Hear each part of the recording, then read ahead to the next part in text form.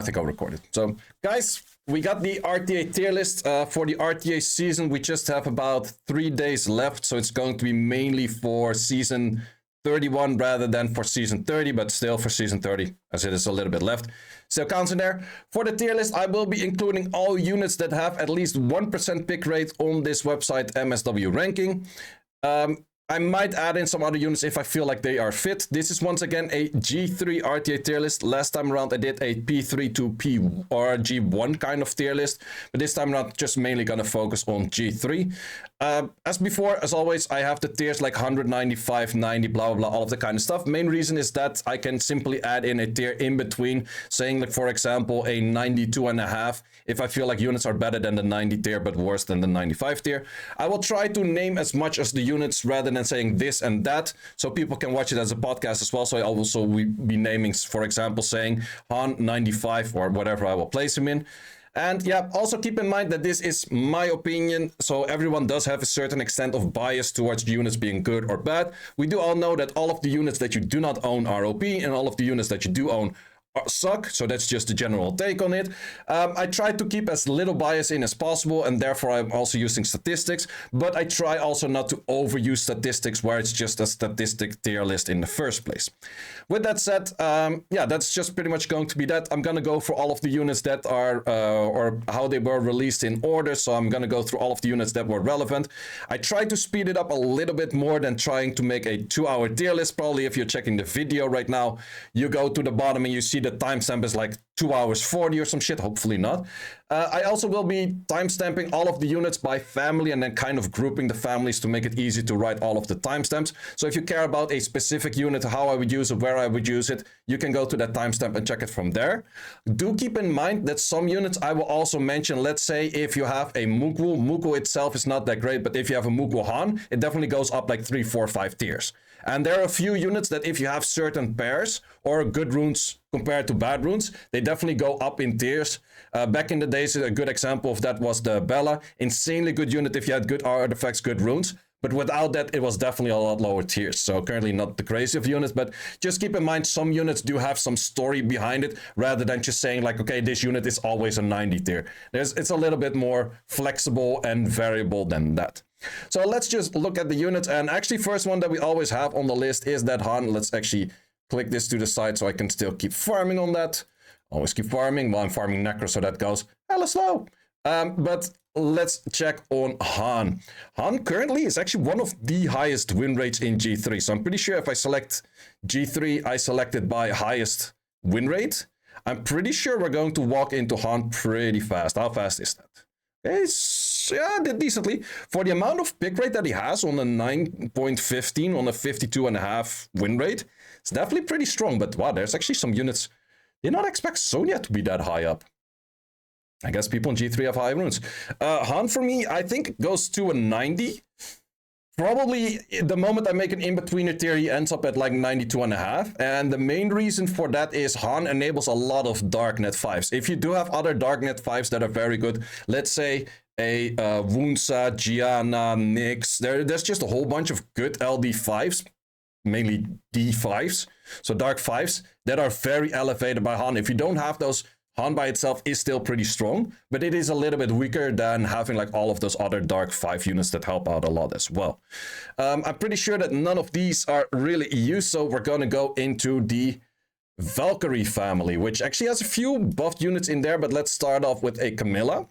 I always feel like Camilla's a little bit underrated. This actually is below 1% pick rate. Win rate is pretty low, but this is one of those units that I would say, okay, in G1 it's actually doing a little bit better. In G3 it's not used that much and not doing that well, but I still feel like that a Camilla in a good draft, if you build your Camilla on full damage, I do highly recommend full damage Camilla, damage into fire, shit ton of stats on that. Just go for a blade. Don't care about Nemesis or Revenge or all kind of weird shit.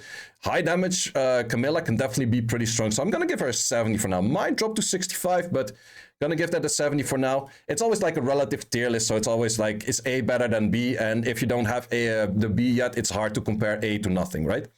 Makes sense. Let's go for Vanessa. Still one of the main first picks out there. Is a little bit lower in win rate. Let's check for G3.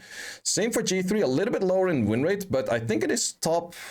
Oh, actually dropped down. It's top 10 most picked, but no longer as much first picked as used to be. Still a very good unit. I would give that an 80, or would I give that a 85? I think I will give it an 85. And the main reason for that is that the moment you feel like, okay, I'm getting cleaved, Vanessa is always like a safe option. It's like, okay, not entirely sure what's coming, but there is some speed contest, and into the speed contest comes, especially if they already have Oliver. Vanessa 99% of the time is your best option, or well, not 99% of the time, but let's say 90% of the time.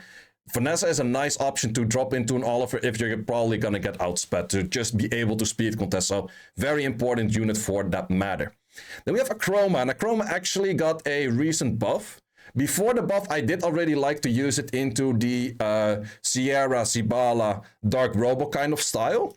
Afterwards, it was usable against a lot more things, but let's actually see how much it did for the win rate, because I think at the start, their win rate really climbed, and then it kind of dropped after a little bit more.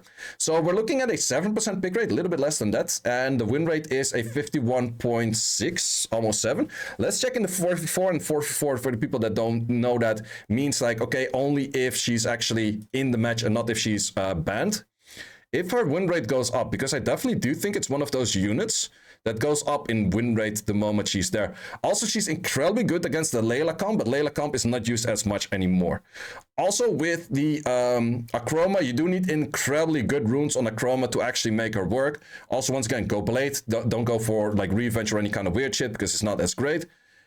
But yeah, I would say pretty strong unit, but win rate is actually a little bit lower than I expected it to be. Is it higher in G1? No, doesn't seem to be higher in G1 as well. Even seems to be lower. So definitely G3 runes are kind of needed to make this thing work. Okay, seems to be that way. I would say Acroma is a solid... Do we give Acroma a 90 though? I feel like my Acroma, how I use it, does feel kind of 90. But I feel like that Acroma is definitely not on Han level. Like not even by a close position that's... Acroma is on a Han level, so I think I'm gonna give Acroma 85. I might up that to like a higher, like a tier in between higher later as well. Then we have Trinity. I don't even want to check that because that's just wasting time. We're going next on to the Eshir. Eshir is on a 5% pick rate, 49 on the win rate. Eshir is kind of falling out of meta-ish. Eshir did a little bit better in the meta of like a lot of AoE hits with like a more Chung Pong, those kind of things. But I still think Eshir is decent for speed contesting. But if you were planning to use Eshir, I would highly recommend to go for a crit rate Eshir. And then make sure you have something that would armor break for you. Otherwise, it's just not strong enough. It's not going to deal enough. I think there's definitely better options out there where you want to put your speed contesting runes on. Because we have that Sonya and we do have that Athena. Actually, for that reason, I think I'm going to one down the Eshir. Am I? He's kind of worth more than a 75 though. Well, he's kind of that low on the pick rate. I feel like he's just not worth your runes. That is the main issue why I think Eshir is lower in tiers. Like, sure, he needs HP runes while an Athena and a Sonya need attack runes. But if you have a good crit rate 4, where are you going to put that crit rate 4? It's not going to end up on an Eshir. It's going to end up on an Athena or Sonya or something else. So that's kind of why I say Eshir kind of feels like worse in value. If you have a full comp around the Eshir, of course, he's still a pretty strong unit. But 115 base does kind of lose against the 119 bases that these two girls have that I just mentioned. Moving on next, so I'm gonna place Eshir 75 for now. Maybe I'll one-up it, but I don't think so. Then we have some vampires. Starting off vampire with everyone's favorite vampire, Verd. Holy shit, Verd win rate. What the fuck? 10% pick rate, 51.5 freaking win rate? What the actual... That is almost one of the highest win rates of anything above 10% pick rate. Yeah, he's like, if we're just counting 10% pick rate plus... He's like number 4, number 5. That is absolutely absurd. What the fuck? He has a higher win rate than Gianna. Okay. Still think it's one of the late pick units good, but it's also one of those picks. Could still be swift, could still be violent, could still be a lot of shit, but with this win rate, I kind of have to give it high value on this. We do have to keep in mind that he is pretty good into a lot of stuff of AoEs right now with the Athena, with a lot of stuff. His first pick Verd. I wouldn't recommend first picking Verd though, definitely not, but I would definitely recommend to invest good runes into a Verd. A lot of people are like, okay, just triple Wrath, bunch of speed, bunch of HP, I'm good to go. No, actually putting good stats on your Verd is pretty important because he can hit a decent amount. If he tanks more, if he is faster, if he follows up more often, he is definitely very strong. So I would say third this high.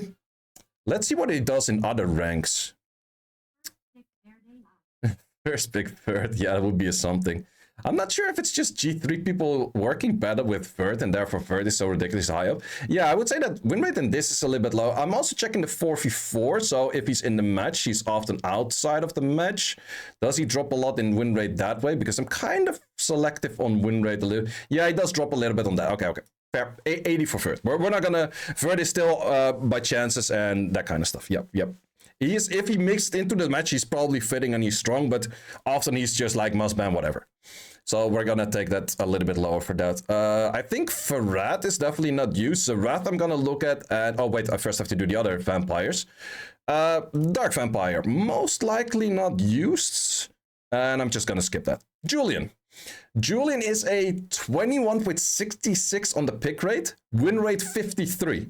It was actually funny, without the nerf that we recently had, Julian was slightly dropping in win rate because a lot more people was actually picking up Oliver's. And because of Oliver is by far one of the strongest counters into a Julian because Julian just struggles with like pushbacks and resets. But interestingly enough, after the nerf, he kind of started climbing again in win rate, which you don't really expect. So Julian is still like one of those forces to be reckoned with. Sure, his stun rate was nerfed, but his damage output is just incredibly high still. Like these people in G3 have like insane runes on that thing. And is he the highest win rate with a high pick rate? Well, let's actually remove this to, let's say, at least 1%, or these were at least 1%. What is the high? Yep, he is anything that is... This is all like 1%, 2%, so those don't really count. It's just probably one or two people like highly buffing that. But Julian is the first one with a high pick rate, and it's not even 10% pick rate, it's 20% pick rate.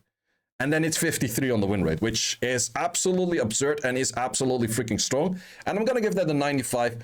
Would I say that he still needs a nerf? I would still argue for the nerf, like giving back the stun was never the issue. The stun, like, sure, it was annoying, but if something is if something is dead, you don't need a stun, right? Like that's just simple math. Like if you're dead, you don't need stuns. So I would reduce his damage by still giving him the 13 or like the 30 crit rate that he gets from his S2. Just remove that part, so his S1 hits harder, his S2, well, you just need like 100 crit rate on this unit, so it's a lot harder to build. So would still recommend that change and then maybe give him back the stun because, well, fuck that. So yeah, let's look at Chimera. I don't think we do see too much Chimera. It's maybe used here and there to counter a Veronica. It is 1% pick rate, 1.7 win rate is kind of low. It's not really a great unit. I think it's just one of those Veronica counters that if it really works in the right tuning, it is incredibly good. But you never know exactly what kind of speed the enemy is at.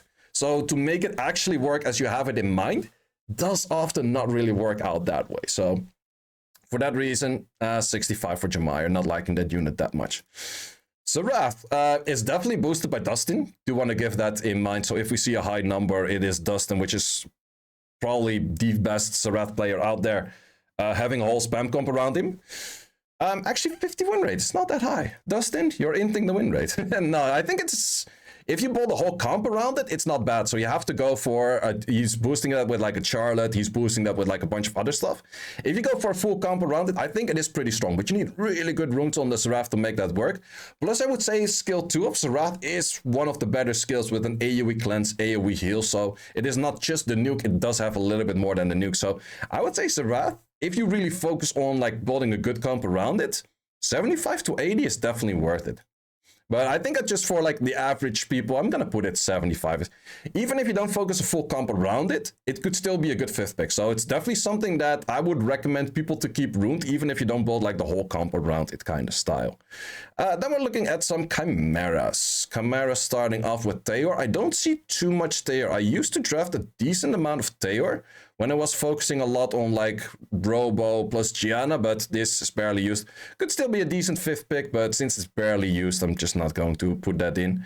We also have the same for Rakan. We actually saw a decent amount of Rakan being spammed in SWC.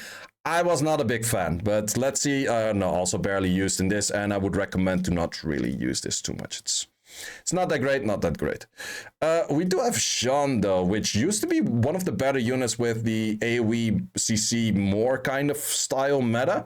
Currently, has a little bit harder fitting into the draft. I think still a good last pick, but he's definitely hard to fit into the draft, and that definitely lowers his value. But I think if you have a Sean, definitely still keep it runed up, but maybe keep it runed up on Swift, because he does need really good runes because of the low base speed. But if you just make it Swift, sure, you cannot go S3, S2, but at least he has the chance of being on the right speed tuning and trying to stun things, and also giving him more chance with Squall to do enough damage, plus with Squall to actually outspeed in the first place. So I would still give Sean like a 75-ish. I think that's fair. Continuing on with a Zeratul, which is actually one of the higher win rate units right now. I think it's definitely elevated by also a Han, but also Twin Angels. And also Vanessa kind of playstyle. So there's definitely a bunch of ways that you can put Zeratul. Also, Zeratul is definitely one of those units. If you put very good runes to it, he can shine a lot more on that. Actually, he does better in lower ranks than on the high rank. Interesting, interesting. But yeah, I think Zeratul is overall pretty strong, solid bruiser. And would I say that he is fitting a 85? No, I think 80. I would definitely say if you invest really good runes into him, he's probably 80, maybe even 90. But if you rune him as one of the last units in your box, he's probably just 80. If you rune him as like legit one of the first or second units, I think he would go up like 85. Then we continue on with some birds. Do we actually have any of those birds being used right now? Eludia, I kind of doubt it. It's just the cleave with Lucifer if people actually do tend to go for it. Is this used? It is. Well, it's a 0.5% pick rate, so I don't have to add that in. How about Jara?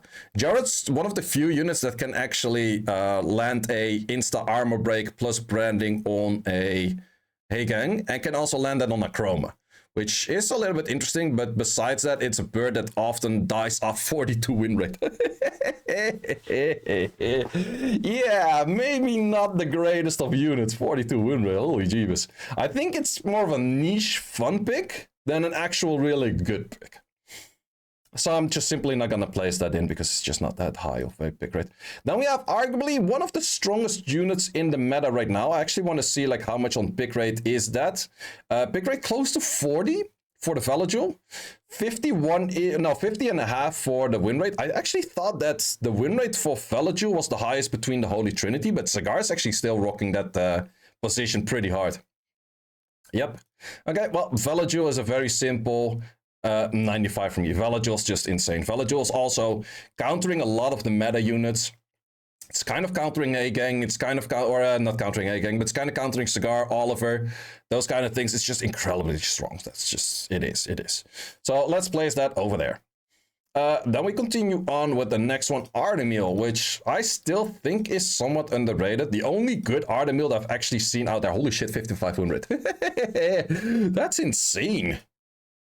What the fuck? In the 4v4 Artemil win rate is all close to 58? Is that the highest in the 4v4 there is in G3? Sure, pick rate is 1.5. Like, it's definitely not used much, but that is absolutely bonkers. That is, wow, damn. Well, I think Artemil is definitely underrated. It is only good in that 5th pick, but it's definitely one of those units that uses very different runes than any of your other units, so you can always keep it runed up. Plus, I think what a lot of people are doing wrong is thinking like, oh, I need 100 res on it. No, just get speed on it. I'd rather have a higher speed Artemil that he can shake off an armor break and he can shake off a stun than him being a 100 res unit and then being like it was 100 res. It's like, yeah, the enemy was 85 accuracy. They don't give a shit. So, yeah, I would say lots of damage on it. Get a decent amount of speed, like 140 or something like that. I will give it a 1 down because you cannot use it that much. But I definitely do think a lot of people do underrate Artemil. Plus, you could even build a full damage Artemil. If someone smacks a Leo into you, you're like, hey, Artemil, have fun. So, but I'd rather have like a speedy Artemil. If you want to see a really good Artemil, Raxus has one of the best Artemils I've ever seen. You definitely want to go for crit damage. Don't go crit rate. You actually want to do proper damage on this thing. And with artifacts, this thing can do a lot of freaking damage. So, yeah, Artemil, 80 for me. Fermion, definitely not used. Braha is definitely something we don't see as much anymore, because Braha by itself is not a bad unit. It's just hard to rune up when you also have to rune up all of the other things. She needs a lot of runes that would be very fitting on other units as well, and therefore she's below 1% pick rate. But I would say she is definitely not that bad. It is just the main issue that she's not really worth the runes that much. Moving on to Sierra, still one of the more first pick out there. I would say artifacts for Artemil, I would say counter crit damage 1. So damage on counter and crit damage 1. Let's see, Sierra is one of the higher win rate units that is, well, one of the higher pick rate units, but still decent in win rate. So pick rate 30%, win rate close to 50. Still something that is often first picked, is really enabled by also Gianna being a bit stronger right now, Yeon Hong being strong, like a bunch of those combos with still Sibal and stuff being very strong. So Sierra is definitely one of those units that's up there. Do we give a 90 to Sierra? Is Sierra stronger than a Vanessa?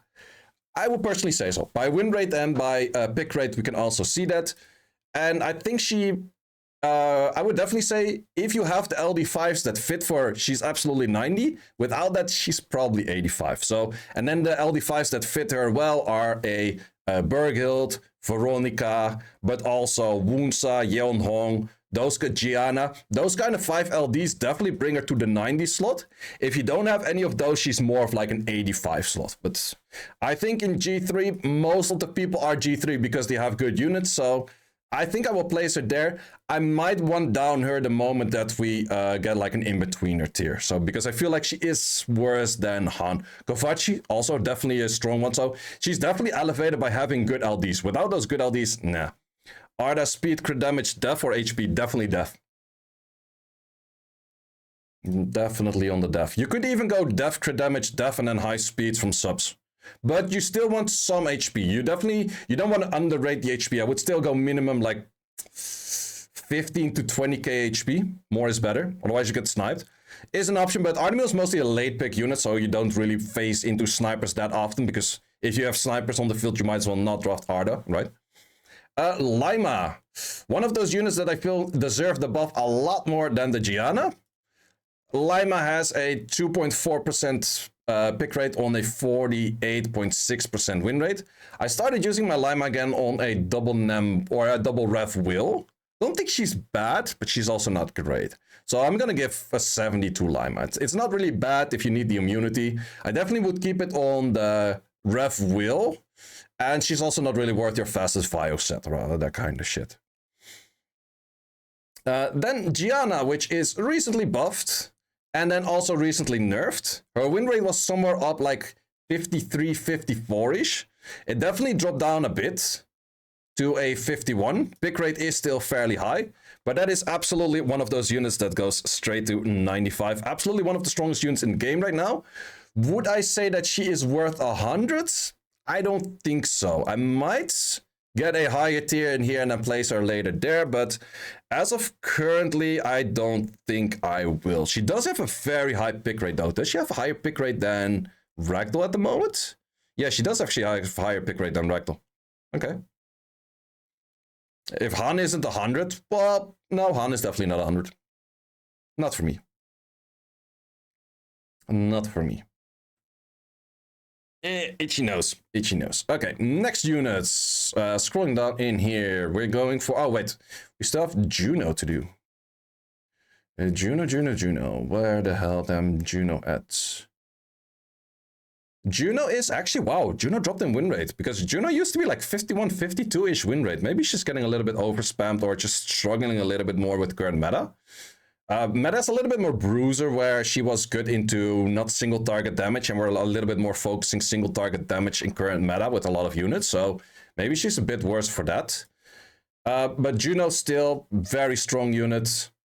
It's also one of those like last picks that's often banned. It's just really strong to have a good Juno runed up. Juno for me also gets a 90. Do we fare that on 90? I actually kind of feel in-betweener tier. Yep, let's go in-betweener tier. We go one row above this, and we're gonna make it this color, and we're going to lower the Sierra and lower the Juno to be on a... wait. 87.5, because I feel like Han is definitely stronger than these two, but these two are absolutely stronger than these two. So for that reason, 87.5 for the Juno and the Sierra.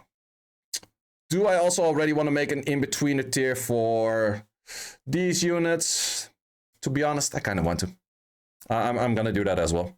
We're going to make an in-between tier because I don't really feel anything is like 100 tier at the moment. I don't feel anything is... Maybe we get to something later, but I don't really feel like that Julian nor Gianna is like super broken at the moment, but they're pretty broken. That's the honest answer.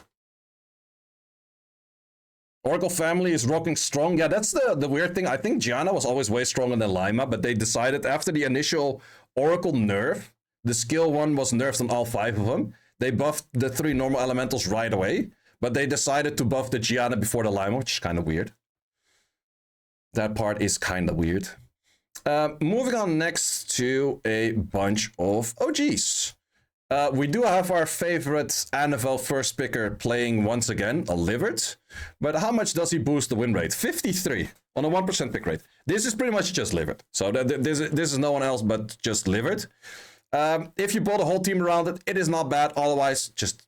I think she's okay. She has a decent kit, but you have to build a whole team around it to actually make it good. I'm just going to give it 75 for that reason. The win rate shows absolutely more than that, but if you go for a whole team, like with this kind of stuff, yeah, it's just your specific team, then it's nice. Otherwise, not going to use that. Rika, one of the best 5th ticks since pretty much the first iteration of RTA. And she still is. 54 win rate or close to 54 win rate.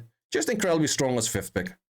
I would say 80. She's that much stronger as a 5th pick. I also think her ban rate is... Yeah, ban rate 52. Holy shit. That's a nasty ban rate right there. Yeah, Rika's just absolutely bonkers.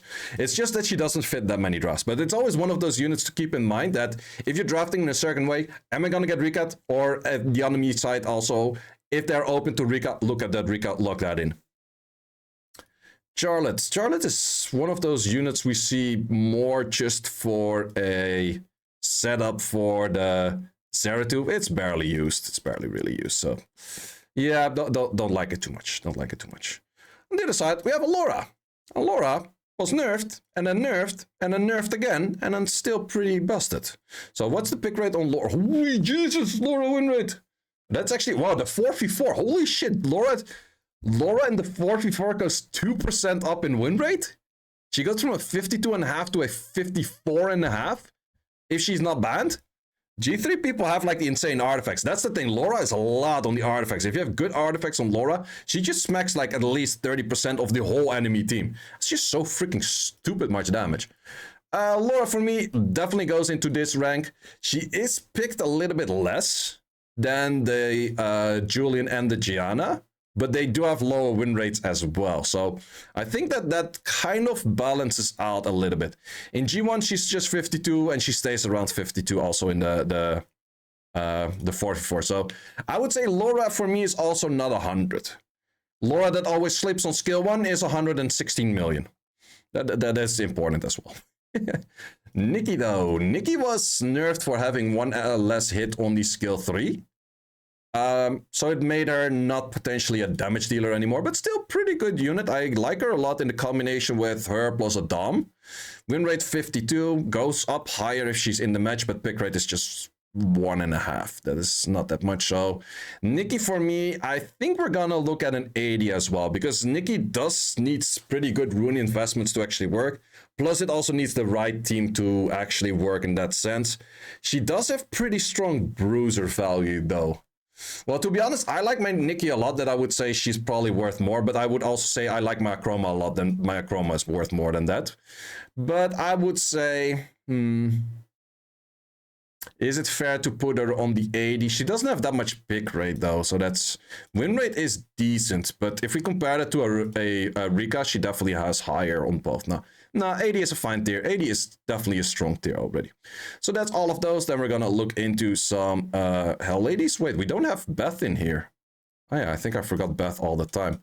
But Beth is definitely something we don't see too much, especially not in G3 at the moment, at least. Let me just have a quick look at that. If I can even find it. Can I even find it? It's right over there. Nope. Nice win rate for 32 picks. That is not much. Raki, pretty sure I don't have to look at Raki as well. It's one of those like mismatched things like, oh, maybe you can counter a Julian. No, you can't. You suck. It's 1% pick rate though. It's 1% pick rate. That's actually higher than I expected. But since it's 1% pick rate, I have to place it in. Well, exactly like I said. You're supposed to counter Julian, but you can't. You suck at it. You're actually difficult doing it. Well, 65. If you put good runes to it, it's not that bad. It still has the Shatter skill too. It's not a bad skill too.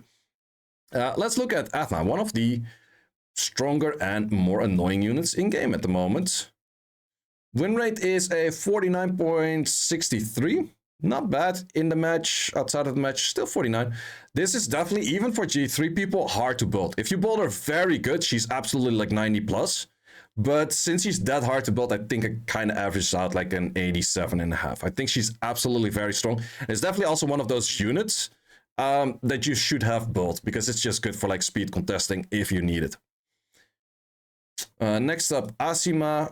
Asima's kind of always on a Rika level, but then the question is it better or is it worse? It's not even picked enough. Nope.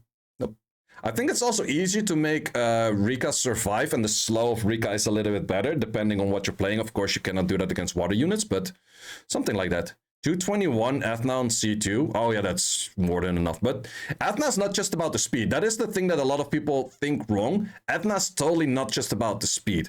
On the account that I just played before, the Athna was 215. It's definitely not super fast, but there's a lot of attack on it, good artifacts, good HP, and then the Athna becomes really good. So these are definitely not used. And Terrace is also a unit that definitely falls out of meta, and I think that the Chandra is mainly the responsible for that. But let's actually look at if he still gets some play in. Does he actually get a little bit of play in? Mr. and Terrace. Terrace, bottom right. Nope, no, not even 1% pick rate in G3. That is how interesting it is, that we rotated the meta different way, that it's just... Yeah, and Terrace is not really a thing anymore. Let's first do the monkeys. Shitho. I think Shiho probably gets the medal for most amount of buffs and still not being meta. 0.5% pick rate, don't even have to look at it. Meo Wang. I feel like Meo Wang is slightly drifting off meta, and we can see that in the win rate as well. Often where I see like, oh, I should draft a Meo Wang in G3, it feels like, maybe it didn't do enough unless you're kind of doing the monkey business sacking. But a 47.40 win rate, it's not that high. Still, however, is a good unit. Would absolutely recommend to keep it runed up. But he's struggling a little bit more with current meta than he used before, but still gets an 85 for me, because in the end, he can still do the monkey business. And monkey business is nasty. Then we can look at a thing that's even more monkey business. Shiho. Pretty much same win rate, but a lot higher pick rate. Wow, the pick rate on Shiho is higher than the pick rate on Meo Wang. Or no, or Xingzi, not Shiho. Xingzi has higher pick rate. But wow, 20% pick rate for Xingzi. Damn. I do think a Xingzi that always counters and always stuns is definitely a 90. The one that never does, yours is at 70, but the enemy is a 90. But yeah, I'm gonna give Xingzi an 85. Maybe I should give some more runes to that thing as well. He definitely is one of those units that don't slap like, oh, there's just like leftover set on it. No, you actually want him to be tanky enough, do enough damage, so you definitely want to slap decent enough runes to it. But this is absolutely a sacky unit. If you're not sacking with this thing, it might be ending up pretty bad for you. But there's still a lot of drafts where he's pretty strong against. However, there's also one really strong counter, and you have to keep that one in mind, and that's the Eshir, the Fire Bayek. Fire Bayek eats this thing alive. But we're gonna get to that one later. Chitian the Shung. A light monkey. I think still, if you have an opener for AoE pushback, arguably strongest AoE pushbacker in game, but he has really issues of being fitting in the draft. 91 win rate, or like 91 win rate would be insane. 53 win rate, 0.91 pick rate. Definitely goes up if he's in the match. So I think that this is definitely one of those units you want to remember that if you have it, keep it runed up. Doesn't need the fastest runes because of the high base speed. So I definitely do think that a Chitian Dashung is still pretty strong, but he's often like a little bit difficult to find a position where he is fitting. But in a 5th pick, definitely still a dangerous one. Zhongsheng Lao. I'm pretty sure that's still not an RTA unit. Nope, not an RTA unit. 45 win rate. Just stop using that thing. Then we go to the most overrated unit in game. Chow. I think only Chow drafts are good, where Chow is drafted next to a Julian, and they're both kind of doing the same thing, and both become the must ban, and therefore you can only ban one, and then you get fucked by it. I think that's the only position where Chow would be good, but in most cases, Chow is like legit 65 by best. And that is by best. Chow's just, yeah, no. Dark Monkey is like 0.5% pick rate, so I don't have to place it. Laika, let's see. Is like 1% pick rate. 44 on the win rate. Ew. Yeah, Laika is also one of those units that people have faith in, like doing something, but then he doesn't. Like he just gets stunned by something weird. He doesn't counter 6 times in a row, blah, blah, blah. I would argue that this thing is even worse than the Chow.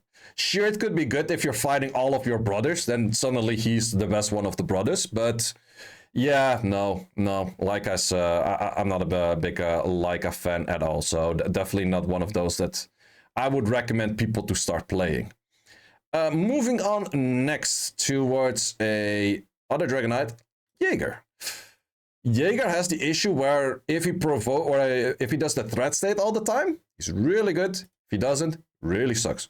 Actually, win rate is 50%, which is higher than his brother for sure. Pick rate's kind of low. Wait, that is in G3? Okay, in G3 is 48. I think if you build a whole comp around him, especially with like Angela and those kind of nonsense units, he's not that bad. He's definitely not that bad. Is he kind of bad? Yes, but he's not incredibly bad. I still say that Jaeger is better than Chow. But that does mean a Jaeger that has a full comp around it, that you make your Jaeger get 100 resistance with an Angela lead of 55, blah, blah, blah, that kind of nonsense. Absolutely recommend to aim for that. But yeah, Jaeger, I would classify that as not that bad. Then we also have Leo. And I think Leo at the moment had a pretty high win rate, but I'm not 100% sure. Leo win rate, just 50. It's not bad. It's not crazy high. Ban rate, of course, of Leo, still always crazy high. But if he's in the 4v4, he goes down in win rate, so that's kind of fun. Let's see, where do we put Leo? Well, Leo's still like an 85 for me. It's still one of those like things that you always have to have ruined up, always have to have in your arsenal, especially since there's a lot of Ragdoll players that also have Leo. Leo Ragdoll becomes incredibly strong. If you have a Ragdoll, Leo definitely goes up like 1 or 2 tiers. Without it, it's still one of those units you absolutely want to have ruined up, because it also just uses runes that are completely different than all of your other units. Combine the 2 words. Okay. Ragdoll, 17 on the pick rate, 51, 55 on the win rate. In the 4v4, it goes up in win rate, closer to 52. Absolutely one of strongest units in game still. And it's also one of those things, Ragdoll fits in every kind of drafting style, and Ragdoll fits in any kind of rank. Any rank, Ragdoll is good. And that's just, yeah, Ragdoll is absurd. Ragdoll is absolutely a very strong unit. It's also one of the strongest pivot units, like, oh, I'm getting outsped by an Athena, Ragdoll. Oh, I'm gonna get outsped by anything that AoE hits, Ragdoll. I might take the second turn then anyways. So there's just so many things that you can do with Ragdoll. Even if you're not core picking Ragdoll, it is still one of the best 4th or 5th picks in game, because it just completely changes the draft. It gives you so many more options of drafting nonsense because of the Ragdoll in the first place. Plus, it's a very heavy bruiser meta with a lot of like heavy bruiser units such as a Lucia, Angela, adding in like the monkeys and kind of stuff, giving everything so many turns. Ragdoll is absolutely insane. So yeah, Ragdoll gets a 97.5 for me. But I wouldn't necessarily say that he's better than any of the other 3 that is up there right now. Moving on next, Chandra, the unit that I still like as a damage dealer. It's still the question, Fio Chandra, Despair Chandra. Personally, if your Chandra is made to deal damage, really like the violent one, because his S1 just smacks like armor break 14k. Nice stuff. But let's see, win rate goes up 51 if he's in the match. Wow, that's a lot. That's for the amount of times that he's been picked. That's a lot. So, yep, Chandra simply goes together with the Velajul. Still one of the 2 better units in game out there. Would I actually say that Han maybe kind of fits with those as well? To be honest, yeah. Yeah, Han kind of fits there as well. And that does also mean that we can remove the in-betweener tier and do this. Do I then feel that any of those units have higher value than the others which are next to it? Yeah, I kind of give that 4 chrome. So a little bit of switching over there. I would say that Han definitely fits like a 95 tier. Han is definitely on level with like the Valkyrja. Plus Han opens a lot of doors to a lot of stuff as well. So yeah. And these on 90 are worth it. That's fine. I would say Vanessa's also out there because Vanessa's a first pick. These things are not really first pickable. So yeah, okay. A little bit of switching over there. A little bit of switching. Then we move on to... Wait, who the hell did we just place? We just placed Chandra. Okay, Chandra's only in family, right? Yeah, there's no Rahul Shazam. Don't ask. Don't ask. Then we go into some Sky Dancers. So Sky Dancers, we're only looking at the light and the dark. Yeonhong actually a 50.40 win rate, not super high. Pick rate is decently high. I would say Yeonhong is also one of those units that needs a lot of good runes. Then she's really good. Without that, meh. But I would say Yeonhong gets a 90 for me. I think Yeonhong is still absolutely... Doesn't really reflect that in the win rate over here, but I absolutely think that Yeonhong is an incredibly strong unit out there. But definitely one of those that needs the good runes to make it work. Wooyoung, on the other hand, is just the cleave base. And it's mostly a cleave base where you have to first pick it. And when you first pick it, it's like, oh, you go Wooyoung, that's cool. I just go Vanessa with Ethna, fine. It's just, you're gonna get fucked. You're gonna get outsped. So, yeah, this thing, if you build a whole team around it, it's not that bad. But for me, Wooyoung, I don't like it that much. I definitely do think in lower ranks, if you also have like the Lucifer and all of the other shit, sure, definitely a nice one. But in G3, the moment you start first picking this, everyone's gonna smack an Athena 33 liter into you and then you're just fucked. Abs makes it great. Abs also makes it great because of a lot of other LDs. And that's also the thing with Wooyoung. If you have just Wooyoung, no other LDs, Wooyoung is legit 50 tier. But Wooyoung with other LDs that you can cleave with, yeah, it definitely goes up with like a Maximilian or blah, blah, blah, whatever. Abs uses it, or like... I think that Seiishizo is still using it together with like Yeonhong and then also Veronica and Lucifer and all kinds of other shit. Then it's nice, but otherwise 65, my best. We have Carry On with a Primer. Thank you very much, my man. Yeah, let's move on. We go into some Pioneers. Wunsa. Don't see too much Wunsa anymore. Or Wusa first. Because of Valajul being that incredibly strong. It is still a decent unit. Well, actually, G3 52 win rate for Wusa. That is not bad at all. It is actually a decent Wusa killer or the Valajul killer. So Wusa is a Valajul killer because of the S2 ignore defense kind of stuff. So it's definitely not a bad unit, but do I feel like it is kind of on tier with this? I feel like that these units are picked a lot more. So I would still give Wusa like an 80. I also do still think that Wusa is highly elevated by a Ragdoll. So that's still the draft of going for Vanessa, Wusa, Ragdoll, Gapso. It is pretty like outdated, but it is still incredibly dumb and strong. That is absolutely a thing. So I think Ragdoll definitely boosts the Wusa. Otherwise, Wusa's is okay-ish, but not crazy. But 80, definitely a nice tier. Chiwu. Do we see enough Chiwus being placed? I think Chiwu is often in this awkward position where it's like, yeah, is it the best in slot or not? It does give you a bit of options where you have a stripless speed lead, especially if you have some more AoE CC units.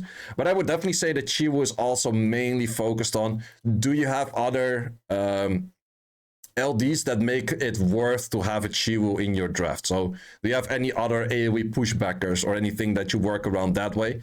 Then sure, Chiwu is good. Otherwise, Chiwu is probably not even ruined for most of y'all.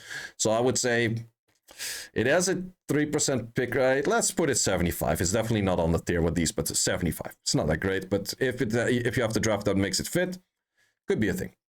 Wunsa. Well, Wunsa is definitely one of those units. If you have a Han, very strong. If you have any of the other like Holy Trinity shit that Kaylee and Bao was spamming, it's definitely strong. Without all of that, it is not that strong. So it's very hard to rate this one. Let's say you have all of the units. You have the Han, you have the Gianna, you have the Veronica.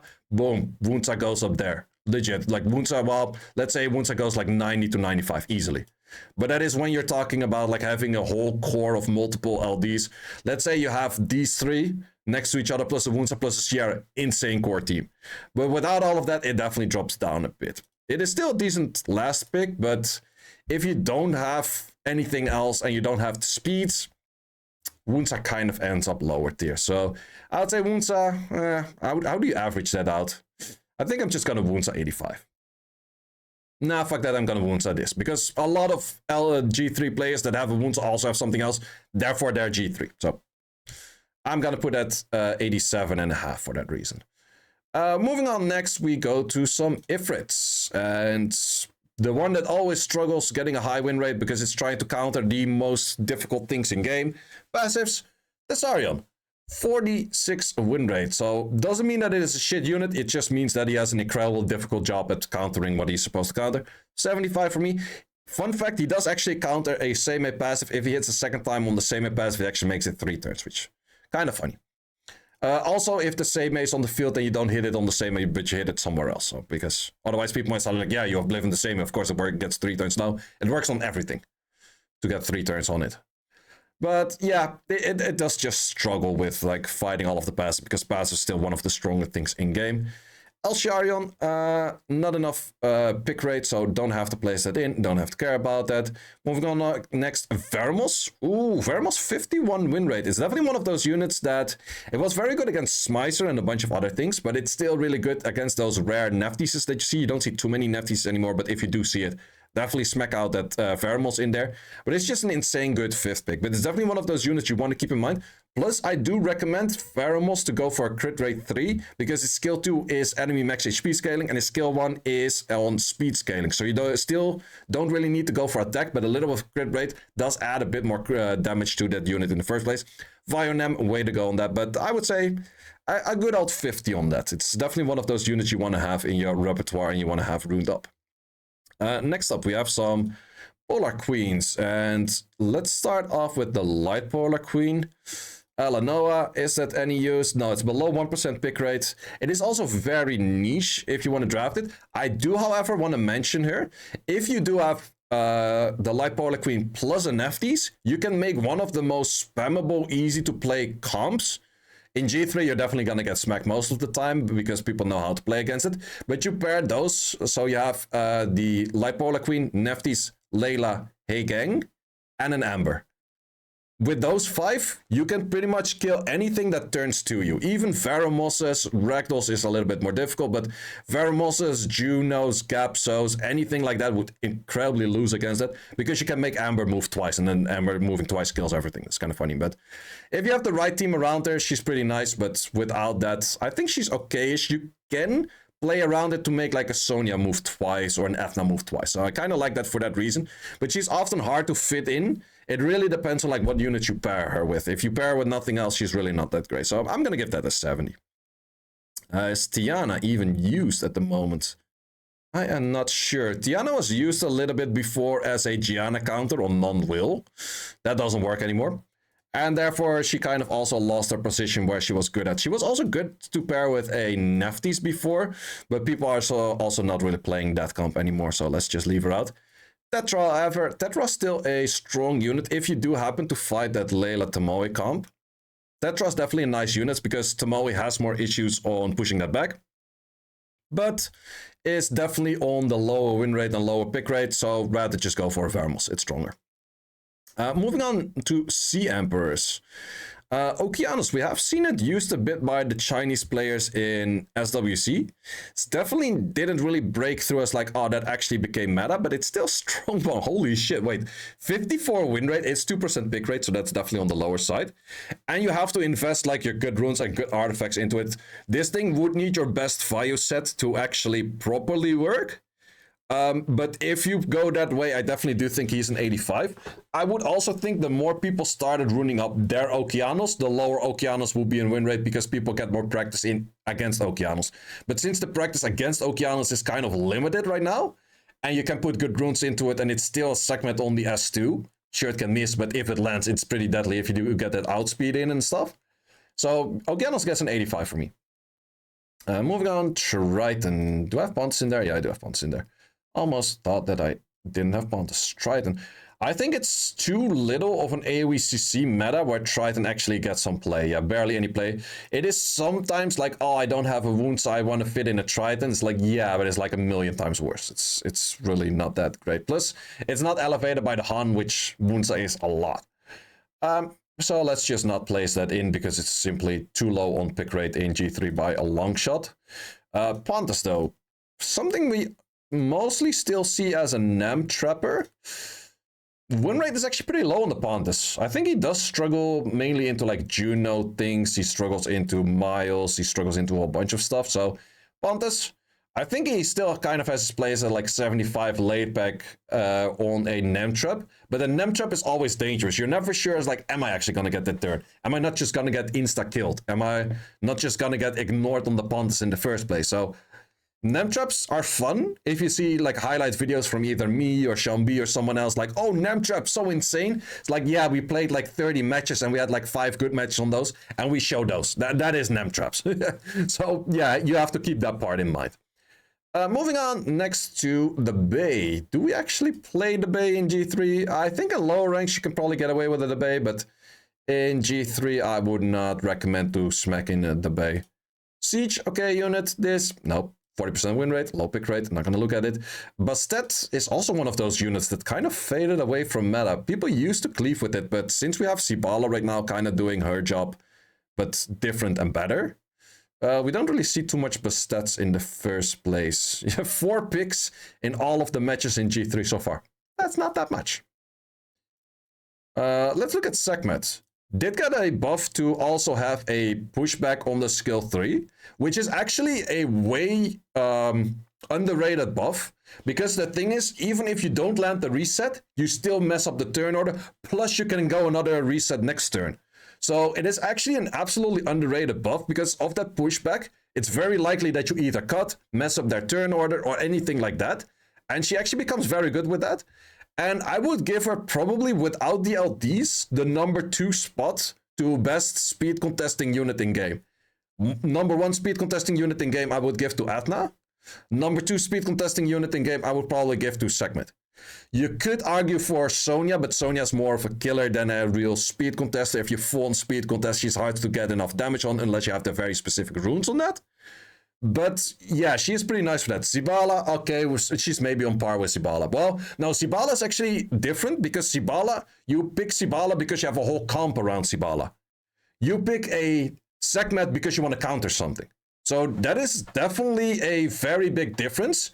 So speed contesting is where you say, I want to contest because what you do. Sibala is just like, I'm going to go speedy anyways. So that is kind of the difference in like speed contesting that I do mean in that. So I would say definitely one of those units you want to keep runed up, and it might be actually better in drafts than you think. Anything you want to reset, she's still kind of there. The skill 2 can still deal a lot of things. Issue is, if you don't miss, or like if you miss that glancing that you wanted on a specific unit, or that armor break, or that heal block, she's kind of fucked. But she has a pretty loaded skill set, and in the end, she can land as much as a Nephthys does, just lower odds. But yeah, I would give that a... yeah, I feel like she's fair on... Nah, let's give it actually an 85. I lower it down a little bit because she can still miss. But 85, I definitely do feel like she's a fair 85 in there. Plus, she's still probably one of the best friends for a Oliver comp. Moving on next to Hathor, no longer in play, of course. Isis does always have like this high ban rate, which is arguably one of the highest ban rates there is. Pick rate is close to 1%. Win rate is 49. There's actually... wait. Her win rate in the 4v4 dropped so low because she's just an inconsistent Zoc. 4% win rate lose because of letting through in the match. So that's just her consistency, man. I think if she landed her shit all the time, at least land all Oblivions. Even remove the fucking silence, man. Fuck that shit. Just land all Oblivions. She would be a nice unit. She would absolutely be like 80-ish tier, but without that, she's like, yeah. I think she's just good for draft. Like, she's always the danger for the draft that people's like, oh, fuck, I want to ban that. And that still has value in an RTA match in general. So let's give Isis a 70. Nephthys, which is definitely one of those units that I would say kind of fell out of meta. Not necessarily by a nerf, but more necessarily by a, or not necessarily falling out of meta, but playing a lot less, getting a lot less playtime because the meta doesn't favor. Win rate is still 50.40, which is not bad. 8% pick rate is not that bad, but it's definitely one of those units you have to go for a full comp around that. Probably have to go for a lot of other LDs to make that full comp work.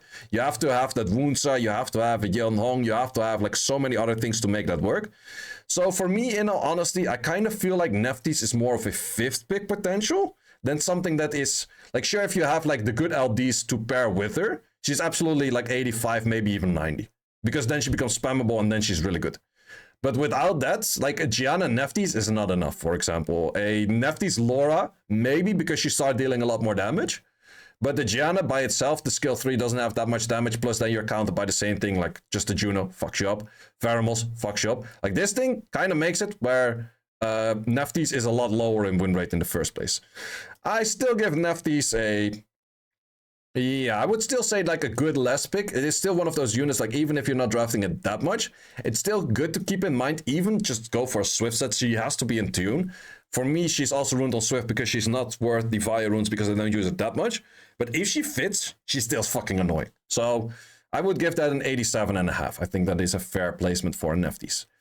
Then we go into Widget, which since the Widget meta went away where the Widget got nerfed, I never really liked that much Widget. If I see SWC players go for a Widget, I'm always as cast as like, I don't know. This is the reason why. Fucking 43.40 win rate on the fucking Widget? The fuck is this shit? Get this, and the 4v4 is even 41, fucking free win. Yeah, no, Widget just doesn't do enough. That's the issue. It's just, he's good with a Miles, but it just doesn't do enough. Like, I would give it a 70 by best. It's still kind of unique-ish, but people are saying like, oh, I want to still throw my best runes at this thing. No, get those runes and get those to a fucking Twin Angels or something. Twin Angels, 100 times better. So yeah, we have that going. Anduet is actually a counter that we have seen a few times against a Miles. And I would say that Anduet doesn't do the worst of jobs in it, but it is still very niche. So I want to give that a 70. It is, yeah, Widget with Valajul with the defense buff damage, it is nice, but it's still not really enough. Plus you're already working with double buffs where a Juno says, I like those buffs kind of style.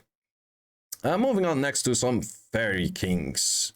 And with those Fairy Kings, we're also looking at the buffed Nyx. So first of all, Daphnis is actually played enough. I am not sure if people are nowadays playing Daphnis is a double Nem Will Leo count or something like that. It's still a Saki-ish unit coin flip if he lands his skill 3 properly or not. But I can see Daphnis being useful here and there. I would give that a 65 though. I'm still like, this is really one of those units that I'm like, yeah, prefer something else. We have the Samath. I still like Tech Math, but Tech Math also is one of those things like in the highlight video, very cool, most of the time doesn't deal enough damage. Also has too many issues against Resetter. So there's the Oliver, there's the Cigar, there's a lot of stuff that you would say like, yeah, doesn't really work. Can be nice for the speed lead, can be nice for speed contesting, can be nice into like cleaver kind of style, so I definitely do recommend to keep it ruined up. But it's often one of those units that kind of lets you down. But 75 for the Samath, I think, is still fine. Next, Ganymede. Actually, haven't drafted the Ganymede in a while. But the main issue is Cigar is just that good. Cigar is Ganymede, but it's strongest skill 1. A skill 3 that does the same thing, but also strips. Skill 2 that armor breaks, so you don't have to rely on other units next to you being good. So yeah, Ganymede 41 win rate. I think he has potential, but he's just probably not going to be there. Oberon now actually has Crit Awakening. Finally, yay! Made so much sense. Took him 6 years. Now the other units. Wait, wow, that's actually high win rate. 54.5 win rate. 2.44 on pick rate. Goes a little bit down in the 4v4. Think still like one of those Nem Will traps, high damage units. Also elevated by the Sibala draft and elevated by a Yeon Hong draft. So those two units are definitely important for it. But an Oberon, I would give that the typical strong 5th pick kind of style over here. But I would definitely say that Oberon is a lot stronger if you do have that Yeonhong or if you draft Sipala in the first place. Without those two, it's a little bit more tricky to fit Oberon in. But you could still make it like a Nem Trap, that kind of stuff. Shizuka, I'm not the biggest fan of Shizuka, but it is an option. It is an option. Oberon has a bunch of options out there, so that makes him interesting for that. Let's look at Nyx, and someone told me the other day that Nyx had an insane win rate, but let's see, Nyx win rate, that is not insane. 48.50 in the 4v4, 49, no, that's not really insane. Would say it's also probably a little bit more elevated by Han, but Nyx, I don't think Nyx is bad, but it's definitely not great. It is too RNG. The biggest issue with Nyx at the moment is if you go his resistance lead and you actually resist something by the name of resistance, the Nyx passive cannot activate. It's first the check of resistance, then it is the check of the activation rate of the passive. If it was the other way around, it would have been better. Do Nyx and Han go well together? Of course, Han goes together with everything that is that kind of stuff. And Sup, Mr. Sloth, how you doing, my man?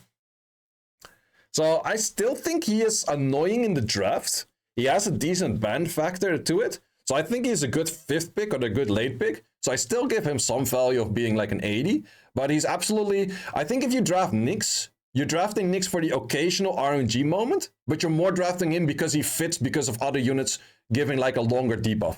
That is the main thing that you should draft Nyx. Like, oh, I'm drafting Nyx because I already have a Silence or I already have a Provoke and I like to get that 2 turns. Rather than just like, okay, I need Nyx to sack right now to get anywhere. Then Nyx is not good. But for that first reason, 80 is still definitely fair on him. Then we go into a... Nyx Isis, yeah, and then you're never gonna land. Let's go into a Molong. I have been seeing a little bit more Molongs being picked up as well. Okay, 4.6 on the pick rate and 51 on the win rate is actually not that bad. In the 4v4, a little bit lower. Okay, not too bad, not too bad. I think a Molong, it's still kind of, you need like your draft around your Molong. Seal Nyx is interesting, but I kind of like Swift Will Nyx a bit more. Because you can use it into Heigangs, whereas a Seal or Despair you cannot use into Heigangs, so that's kind of the issue.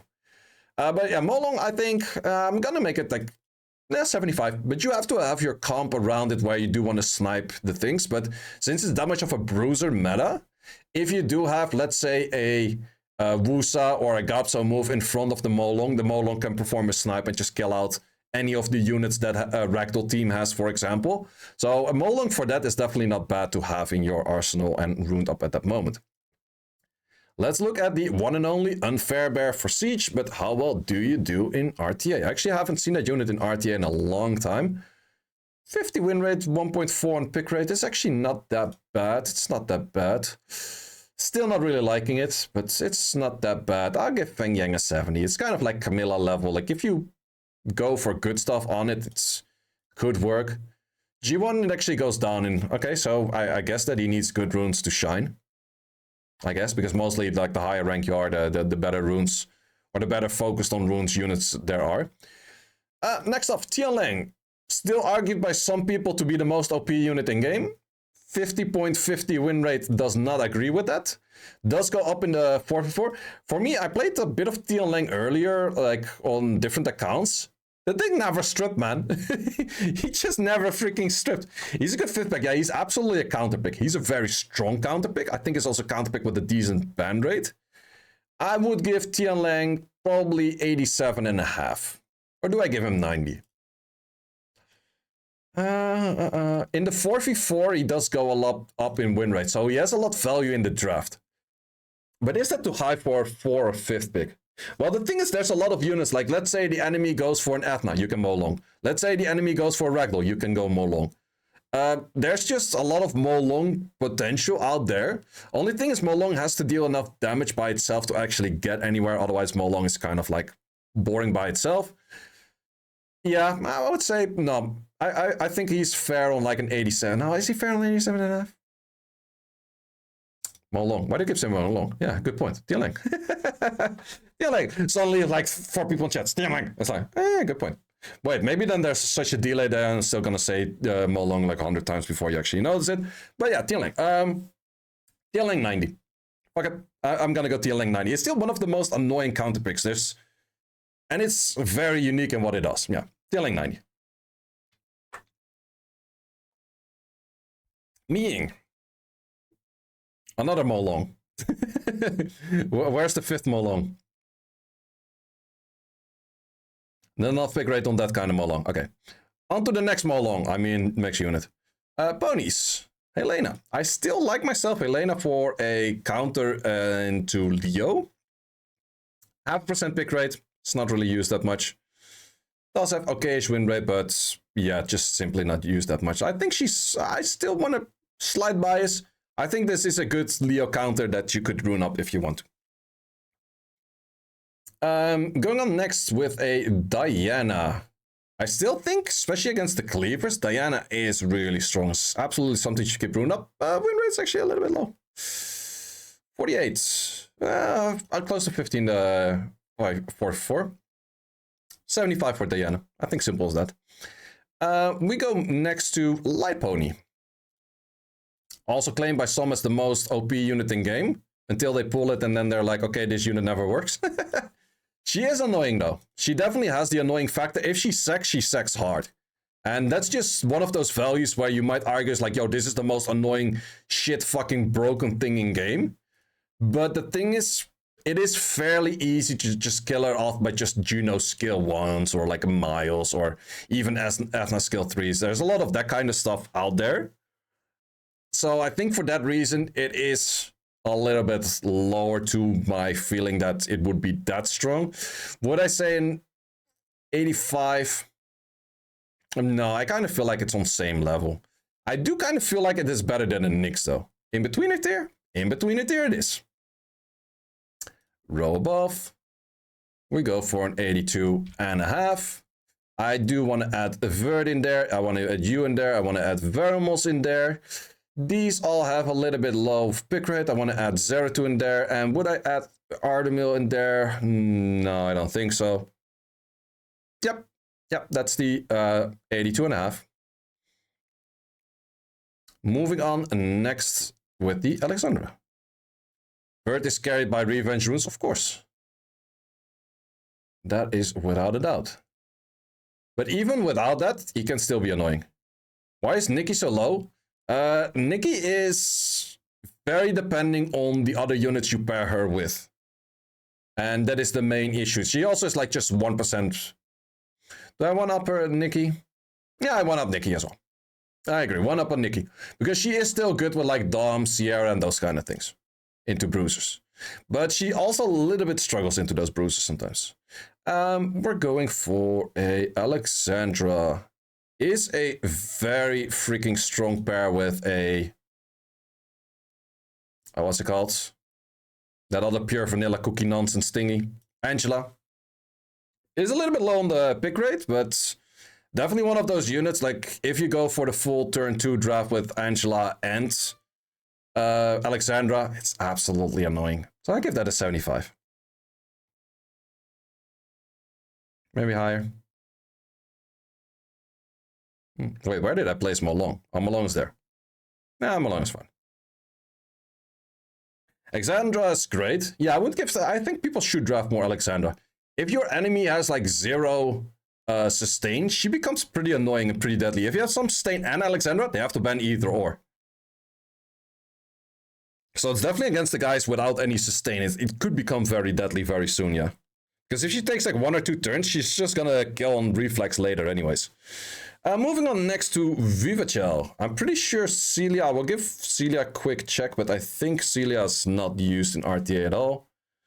And her being this low, nope. Vivachel, also known as Visachel, as people like to call it. Picked a lot. Close to 14% pick rate, but win rate is 48. In the 4 actually goes down. I think too many people are trying to spam this with Leo, and I think that's the bad part about it. I think Vivachel's a late pick, it's really strong, but without that is a little bit weaker, but Vivachel definitely goes 85 for me. It's always the danger factor. The danger factor about Vivachel is like, oh, if she gets this rotation in at a good moment to go for the skill 3, you're just fucked. You're just hella fucked. So yeah, Vivachel, 85 for me. But might also be a bias that I don't have the unit, and then anyone, like the moment I pull it, I will call it less. But yep, boosted by Rack, also boosted by Rack. That is true. But even without Still good, because the moment that you already have Viva on the field, it opens you up to saying like, okay, I'm gonna Leo you right now. And if you don't play that properly, you're gonna get insta-killed. So that's one of those dangers, like this brings a lot of danger. I'm in danger. Josephine. Yeah, buffing annoying units. Josephine might be actually one of the reasons why the Fire Monkey is doing a little bit less good. Holy shit, 52 win rate? Maybe I should put some runes on this shit. 5.5% pick rate, 52.3 win rate. That is actually pretty darn strong. The fuck? I was gonna play it like 70, well 80, because she actually does hard counter the Fire Monkey. But I'm actually gonna put it 82.5, I think. But the moment that more people start playing her, more people will get used to her, and then she will drop down a bit. But the thing is, the moment that she can 2-turn provoke a Fire Monkey, that thing is not going to do anything for a very long time. If she stuns a Xingzi, she's really annoying, really good. She does also counter Gianna. She counters... Well, no, actually, would I just... Well, it's that I don't have too much playtime with her myself. But if we look at it, she counters so much of the top units. She counters this kind of, counters that. Not always to the best extent, but she has a good chance of doing it. Counters this, counters that. So there's a lot of things. Yeah, nah, 82.5. Because I really feel like if more people start picking her, she would drop in win rate because people get more used to her. Because an Oliver or something, fucked. Leona? We do see a little bit of Leona being picked up again. Also for the same reason, 2-turn provokes is a lot more than a 1-turn provoke. It is twice as much. Where the hell is that unit? Oh, here. Also win rate probably elevated by someone called Ifirts. 55 win rate. Not a bad unit. Good last pick. Issue is for her, it's difficult to get really good stats on her. I'm gonna give it just a 75. But it's difficult to get good stats on her, and actually our liver does it. He doesn't go will on her. He just goes like blade, will, endure or something. And that might be a way that you can deal enough damage on this thing, making it good enough. But also to provoke 2 turns on her, it's pretty annoying. Issue is she still kind of gets wrecked by like add damage and Mileses and a bunch of nukers and anything like that. I'm pretty sure with an armor break she would probably die to like a Chandra, so that is kind of still the issue. So I'm just gonna give her 75. I don't think she's like super crazy. Next up we have Abellio. Not sure if we see too much Abellio in high ranks, because it's mainly like a cleave counter or a pair with a bruiser. 48 win rate, 4% pick rate. It's a little bit falling off because we see less cleaves, and it was actually main core good unit into cleaves. But I still say 75. It's not bad. Leona finally made it out of the Chao tier. It's 2 points above the Chao tier. How about that? Moving on next to Abellio, I'm pretty sure, or no, wait, not Abellio, Belanus. Pretty sure that Belanus is not on the field. No, I don't even have to look at it. I'm like 100% sure because Rika's just always better than Belanus. 9 out of 10. Volantis. That could be a unit. Volantis is one of those units, like if I were to pull it, I would probably not be really happy with it because it's just so incredibly hard to rune. This thing really needs like more base speed. That's the main issue because his base speed is just so low, and making a despair set that's faster than the whole other sets of despair, it's just difficult. That's just, I don't know, it's just way too difficult. He has good win rate though, if he's in the match, but it's also kind of a unit like, okay, if he provokes and despair stuns, he can strip and do something else. Without that, he's like, yeah. Or if he doesn't get the counter when he's AoE'd, yeah, like it's really one of those. Like, I don't know. Yeah, he gets definitely a 1 down for inconsistency. 82.5. Yeah, I feel like that's fair. I feel like he's better than these units because of the danger in the draft. Because if he lands, he's really good, but it is fairly inconsistent, yeah. Plus, you have to invest a very good despair set, which not everyone has for that kind of unit. And putting him on Swift is not enough. You cannot really rely on that provoke. Unit that I would actually put on Swift is Pader.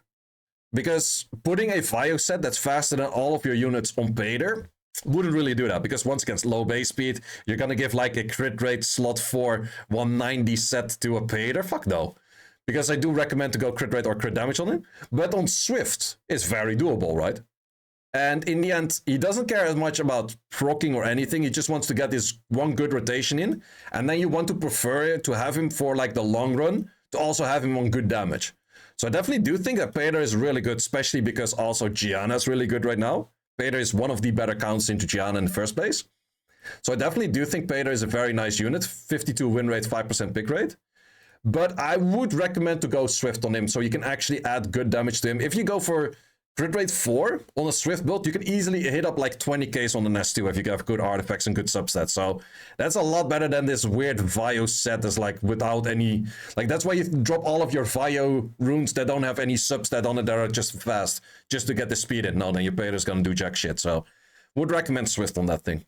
Unless you have insane Vio runes, but even then I would probably recommend to put those good Vio runes somewhere else.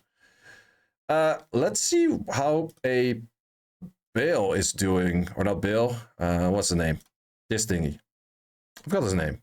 What the fuck is that win rate? Holy shit, Swift will? Yeah, definitely will. But wow. That win rate is absolutely insane. 56 or 57? Bolvik. Jesus, that took me long to get to a name. That normally doesn't happen. Bolvik, what is Bolvik good against? Like, the win rate definitely says like 75, 70-ish. What is he good against? Because I feel like he must... Valkyrja counter? I don't know. Valkyrja doesn't buff that often. It's more against things that buff every turn. Like, let's say, what buffs every turn? Juno buffs every turn. Adriana buffs every turn. Masha buffs every turn. Like, those kind of things. Wind Adriana? Yeah, I can see that. Angela? Against Angela? Yeah, fair. Good counter into Angela if you have this long-ass bruiser fight, plus he has good single target damage. Yeah, I could see that being used into an Angela. Fair. But the moment that more people would pick it up, it would definitely drop in win rate. But I'm going to be slightly biased on win rate right now and put Bolvik on 75. Because that's actually an interesting win rate, and that's maybe something that people would be looking at as like, well, I should rune that up as well. If I struggle into buffers, maybe you can be looking at a Bolvik, because in the end, like 50% HP and your heal is 50% of the enemy HP plus like what, the 20 to 24 healing. That is pretty much full HP on everything all the fucking time. That's an insane stupid heal. The only issue Bolvik has is if he gets outpaced or never gets a turn. And outpace is like a vert into a Bolvik. Bolvik never gets enough turns in. Shit just dies. But if everything just bases like around equal turns, then Bolvik is definitely very good. Moving on next, Geldir, definitely not going to be used. Bella. Let's see about Bella. I feel like she kind of struggles a little bit more in current meta. 3% pick rate, 50 on the win rate. Definitely still one of those units you have to invest good runes into, otherwise she's just not great. But I'm going to give her an 80 right now for just averaging that out. If you put really good runes on it, she's definitely still higher, but averaging that out, I think an 80 is fair. Moving on next, I just want to look at his, if he's used. Dark Demon. 42 win rate. Well, yes, less than 1% pick rate, but 42 win rate is one of the lowest numbers we have seen so far. One of those units that you often feels like, yeah, it can do something, and then, yeah, it doesn't. Dark Demon, not that great. Barbara, we have seen a little bit of Barbara played by Lest, but that is pretty much the only Barbara that I was like, okay, that can actually do something. Okay, that's just less 65 win rate.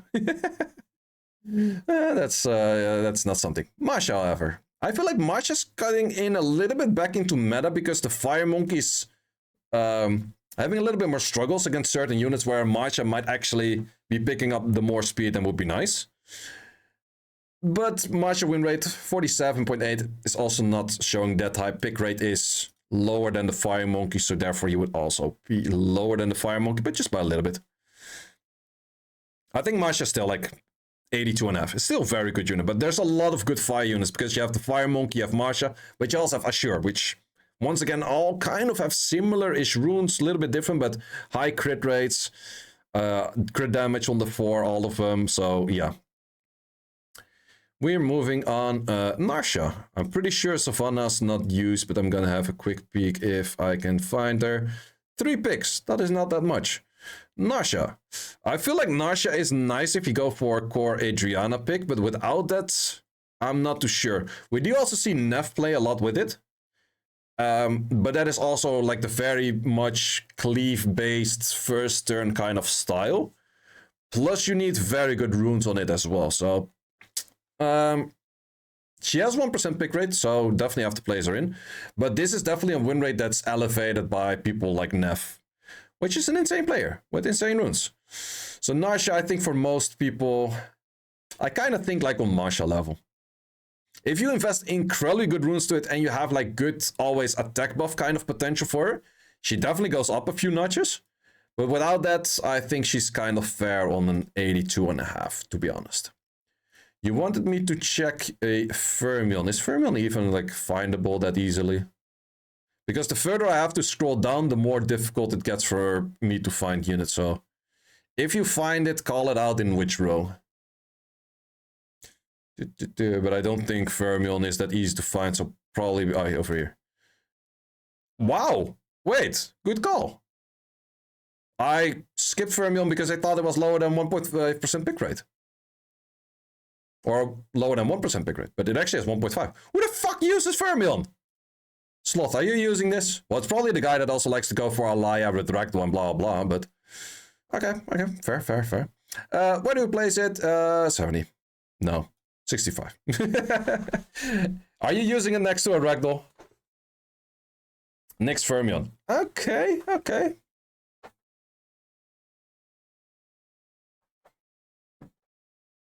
Interesting. Did you check Jara? Yeah, Jara had like 41 win rate. It was legit one of the lowest. Now, to be honest, it's just with the other LDs. Like next to a Nyx, can understand that. Next to a Ragdoll, can understand that. But without those, you're 65 from me. But not bad. At least it's like 1.5. Moving on next, we were at Sienna's, definitely not used. Hey gang. I think still the most hated unit in game. It was the most banned in pre-ban. It should be top left. Win rate, 48.77. Not the lowest, but definitely also not the highest. 30 on the pick rate, definitely pretty high. Mainly annoying unit. I would definitely say that Heigang lost a little bit of touch for being that there is less of an AoE CC meta. But still there is Gianna, which it has great value against. Would I say 90 on this unit? Win rate kind of does show lower. Ban rate is pretty high. No, I still give 90 to the Heigang. I think Heigang is still such an important unit, revolving around in so many drafts and doing so many things. The big issue is where Heigang is only good in the first turn. If Heigang is only good in the first turn, aka that means that you now have no buffs after the first turn, and there's potentially less to, or like a few to no cleanses, then Heigang becomes really bad. But if Heigang has like throughout the whole fight a Chow where he gets attack bar from, or like a Camilla where he gets attack bar from, or you getting buffs all the time and therefore your Heigang keeps picking up the passive of the monkey, so monkey strips and stuns, but you get bar on Heigang plus your cleanse. Like that kind of stuff makes Heigang really good. So Heigang definitely deserves 90. And what Master Pooh is saying is very true. People spam Heigang too much. So anytime it's like, oh, I get outsped Heigang. It's like, yeah, then you get cleaved or like Sonya or you just die to something else. But Heigang in the wild draft, definitely a 90 in there for me, yeah. Moving on next, we have Jogan not use Changpong. Haven't seen too much Changpong in a while, mainly because Lucia is definitely an issue. Still 2.44 on the pick rate, close to 50 on the win rate. It's not too bad, not too bad. Maybe I should give some credit to it as well. I think it's still good last pick. Like if you have it runes and it's fitting in the draft and in a late pick, it still could be pretty strong. But the issue is, if you pick this early, you're gonna get Lucia, and Lucia is just gonna eat you. Like the Fire Pure Vanilla Cookie is just gonna eat you. So 75 on this thing because it's just a late pick. Mugul. Well, Mugul is one of those that is just elevated by Han. Without Han, it's just weak. That is the simple version of the story. The more difficult version of the story is me finding the stupid ass unit. Where the hell are you at? You shouldn't be used that much, but also not that little. Oh, you're over there. You actually use that little. Okay, still, what win rate is, but that's the thing. I feel like anyone that uses a Mook Wall has Han. Without Han, you wouldn't use this shit. So, if you have that Han, it's probably like 85 to 90. Well, 85-ish, I would say. Without it, 70. Asima was below 1% pick rate. But Asima's probably like 75, 80-ish. I feel like Rikan often does kind of better than Asima, at least in G3 RTA. In other things, Asima is definitely better than Rika, but in RTA, especially in G3, might be better to just go for Rika. But yeah, I'm just gonna base this off of not having a Han. And then, because it's either or, there's either it's 70 or it's 85, and there's nothing in between. And it's just all based on like, do you have the Han or not? Like without the Han, it's legit not even used. So that's gonna balance it out at 70. Moving on next, more getting attack buff while being hit. Do we therefore up the win rates? No, we actually lower the win rate. 47. Why do we lower the win rate? Well, people are over spamming it. More is not a bad unit, but people started first picking it a bit more, and more. But yeah, no, I think he's not bad, but he's being overpicked. When Monkey kills it, good point as well. I still give it an 80 though. It definitely does have value. The moment that you play against a Woundsa or something, having that more on despair is like, oh, you get AoE hit, more has a chance to fuck up attack bars or stun something random. It definitely still has that dangerous feeling of like, this more could fuck me up. Plus, you could also still early pick it, but then yeah, you're gonna feel the wrath of the monkey. Moving on next, Douglas. Douglas has been kicked out of the meta by something that's called a Chandra. Chandra just eats that thing alive. Oh, actually 53 win rate. Well, Douglas is still this late pick shenanigans. 55 ban rate. Is that the highest ban rate we have between any unit at the moment in G3?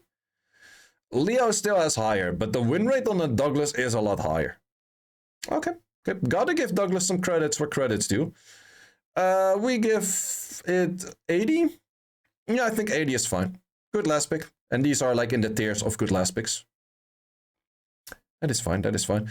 Talisman. I do want to actually put in Talisman because there's often, or not often, there are options where you have like a thing where you for sure outspeed. And then Talisman might be nice, but apparently is not because of 33% win rate. Okay, never mind on the Talisman. Would not recommend to use it in RTA apparently. Van Cleef. Arguably one of the LD5s that had the most amount of buffs/changes. Still not picked enough, still kind of garbage. In the 4v4, it's actually not that bad. I think that this one is also maybe a little bit underrated. I feel like Van Cleef could be annoying. It does have inconsistencies in landing everything, but if it's swift, it outspeeds, and it lands everything, might be a pretty strong 5th pick right there. Moving on next to Ken. I'm pretty sure Ken is not used enough. Nope. Then we're moving on to Carnal. I feel like Carnal is one of those units right now, might as well just draft an Eshir. It's probably better. Still has decent win rate, 50%. 5% on the pick rate. It's not bad. Do we give that an 80? Why is ban shown in 4v4? I have no clue. Do we give that an 80? Carnal? No, I actually feel like Carnal's definitely weaker than most of that in there. And 75 is not a bad tier, but I'm not a big fan of Carnal. You might as well put those runes to an Eshir. Because you legitimately need pretty much the same runes on that. Then we go to Sagar, which is very easy to find by highest pick rate unit in game. Is it the highest pick rate unit in every tier? Yep, G1, yep. Punisher not, then we go for Valajules, okay. Conqueror, then it's number 3. But in G3, it's the highest pick rate unit by a very long shot. It is also, by a pretty substantial margin, the highest win rate unit from any of the top 10 most picked units. Plus, it is first pickable. I think Sagar is arguably strongest unit in game.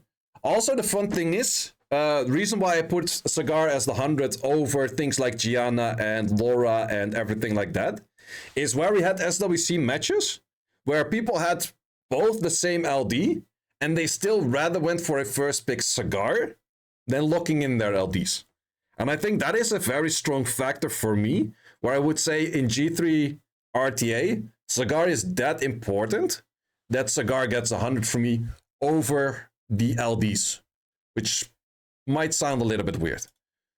But do I want to keep that way? Yeah, I actually do. Well, it is counterable by like Lucia and stuff, though. It's not like it's impossible to counter. It's just that he's so high contested.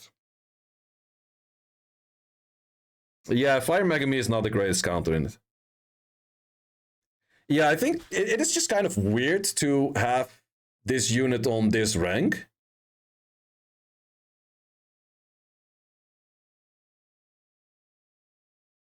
No, I feel like Cigar is worth 100. And I would say from the Holy Trinity at the moment, Cigar is most likely the one that needs to be nerfed the most. Yeah, he just enables so many units. And he's just so good. He does have the armor break. He does have the provokes. Yeah, no. Cigar gets 100. And Cigar is also paired well. That's also a thing. Chandra does not work well with all of the units in here. Well, kind of. Veligil also... No, actually, they all kind of do. No, fuck it. I'm gonna lower them. I don't think Cigar is better than the LDs. No. It's not 100. It is countable. Like, if it was uncountable, if we didn't have Lucia in the game, it would have been 100. But since Lucia's in the game, and since we have Vert in the game and those kind of annoying things, I feel like Cigar is... You can deal with it. And 100 is kind of on the points, like, it is very hard to deal with it. Like, you almost have to ban it always.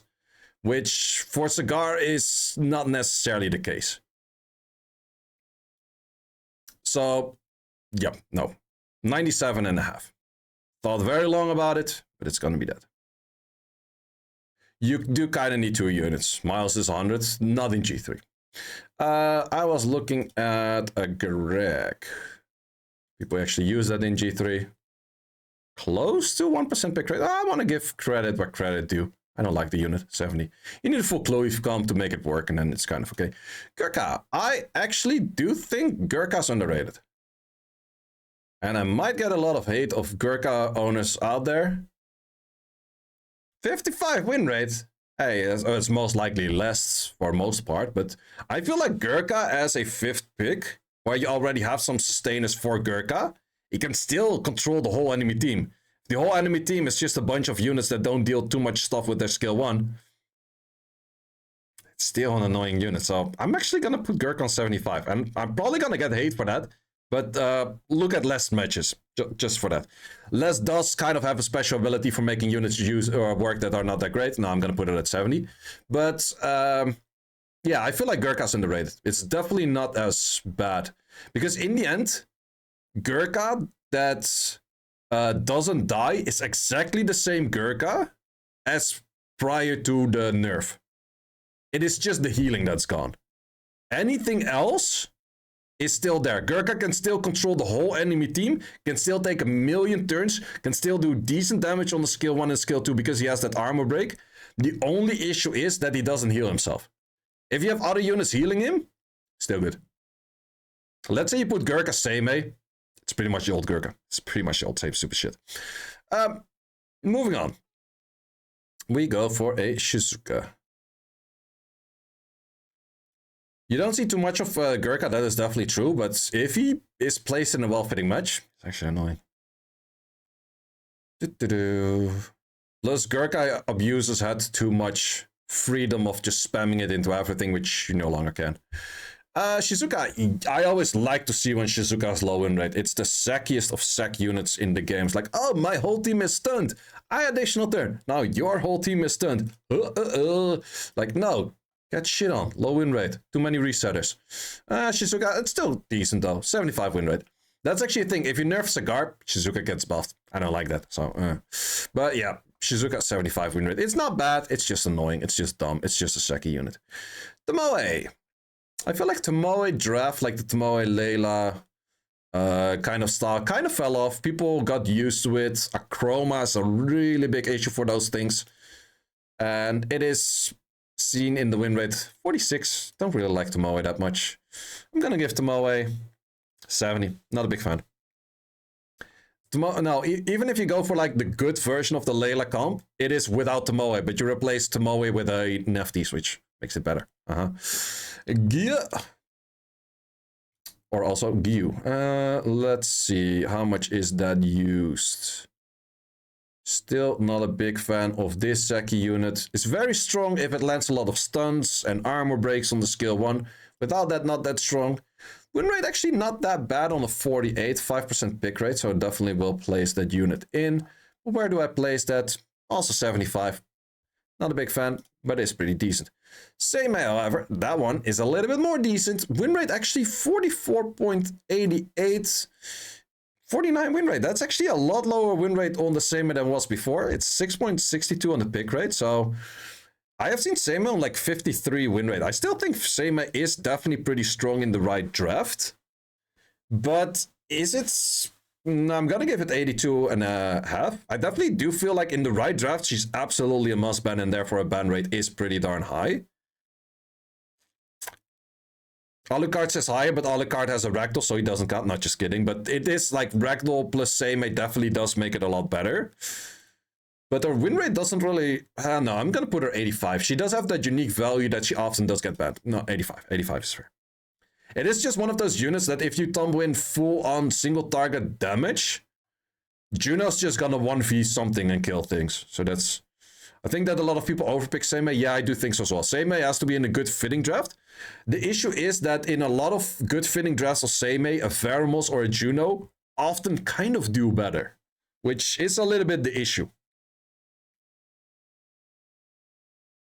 Because, for example, against the Layla comp and stuff, everything gets so much pushbacks that I don't even like to use this. I'd rather like to use Juno. But I think 85 is fair. 85 is fair. Dumon. I actually think Dumon is insanely strong. Like, oh, someone locks in any kind of slow comp. Let me lock in Dumon. If I land my Curse of Death, you're fucked. You're absolutely fucked on your whatever slow comp. Does also show 53 win rate, which is one of the highest win rates we have. Plus an 8% pick rate, which is pretty darn high as well. It is banned even more than the other unit, but if it's let through in the 4v4, it doesn't do as great.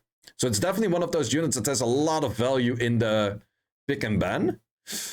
I would absolutely say Dumon gets 87.5. If I go by my biased feeling of how strong I think it is, I would drop it on 90. But I think like 87.5 is more fair for her. It's definitely one of those units, like any bruiser is like, fuck, I gotta ban this right now. You think Dumon is worse than Seimei? Hell no. No Racuni? Oh yeah, we actually haven't done Racuni. Where's Racuni on this? Ranuki. I haven't seen Ranuki. Is Ranuki even in here? Oh, Ranuki's in there. Yeah, that was all of those. Let's put Ranuki in there. Also, Dumon and Seimei are very hard to compare. When she doesn't land, it's F. True, if she doesn't land, it's F. But if she does land, it's W. So that's... yeah. Ranuki, good call. 50% win rate and 6% pick rate. Definitely a nice unit out there right now. I will give that an 80. It's definitely still paired strongly with like a Miles.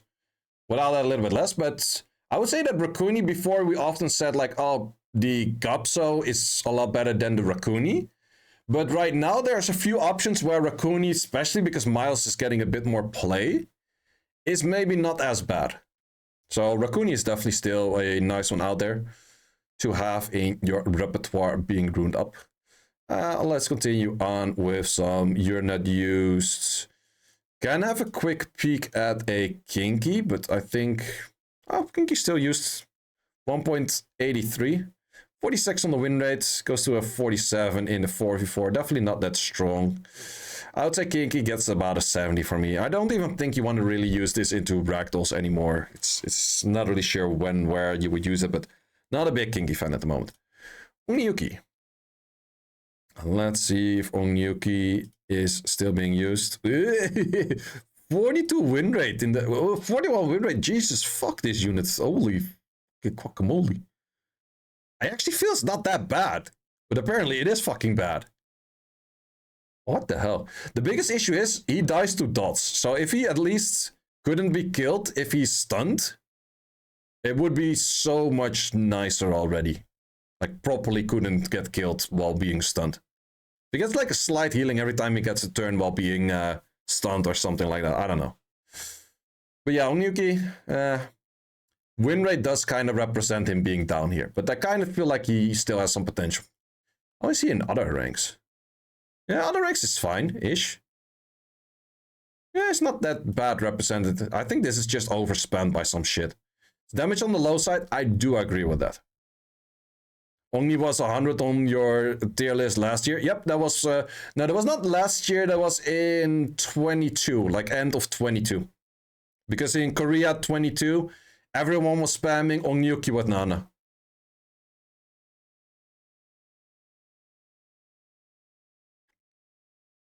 Let's see. We go on, well, to exactly that. Nana. And Nana, holy shit, Nana win rate is low. 47, 48. Okay, that's a bit lower than I expected.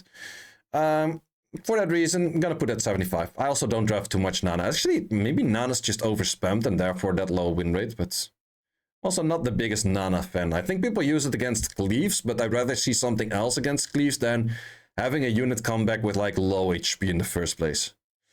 I think Coco and the other one are not really used that much. No, pretty sure that those are not used. Coco could be used as a Leo counter. 20 times it did happen, but most of the time it didn't.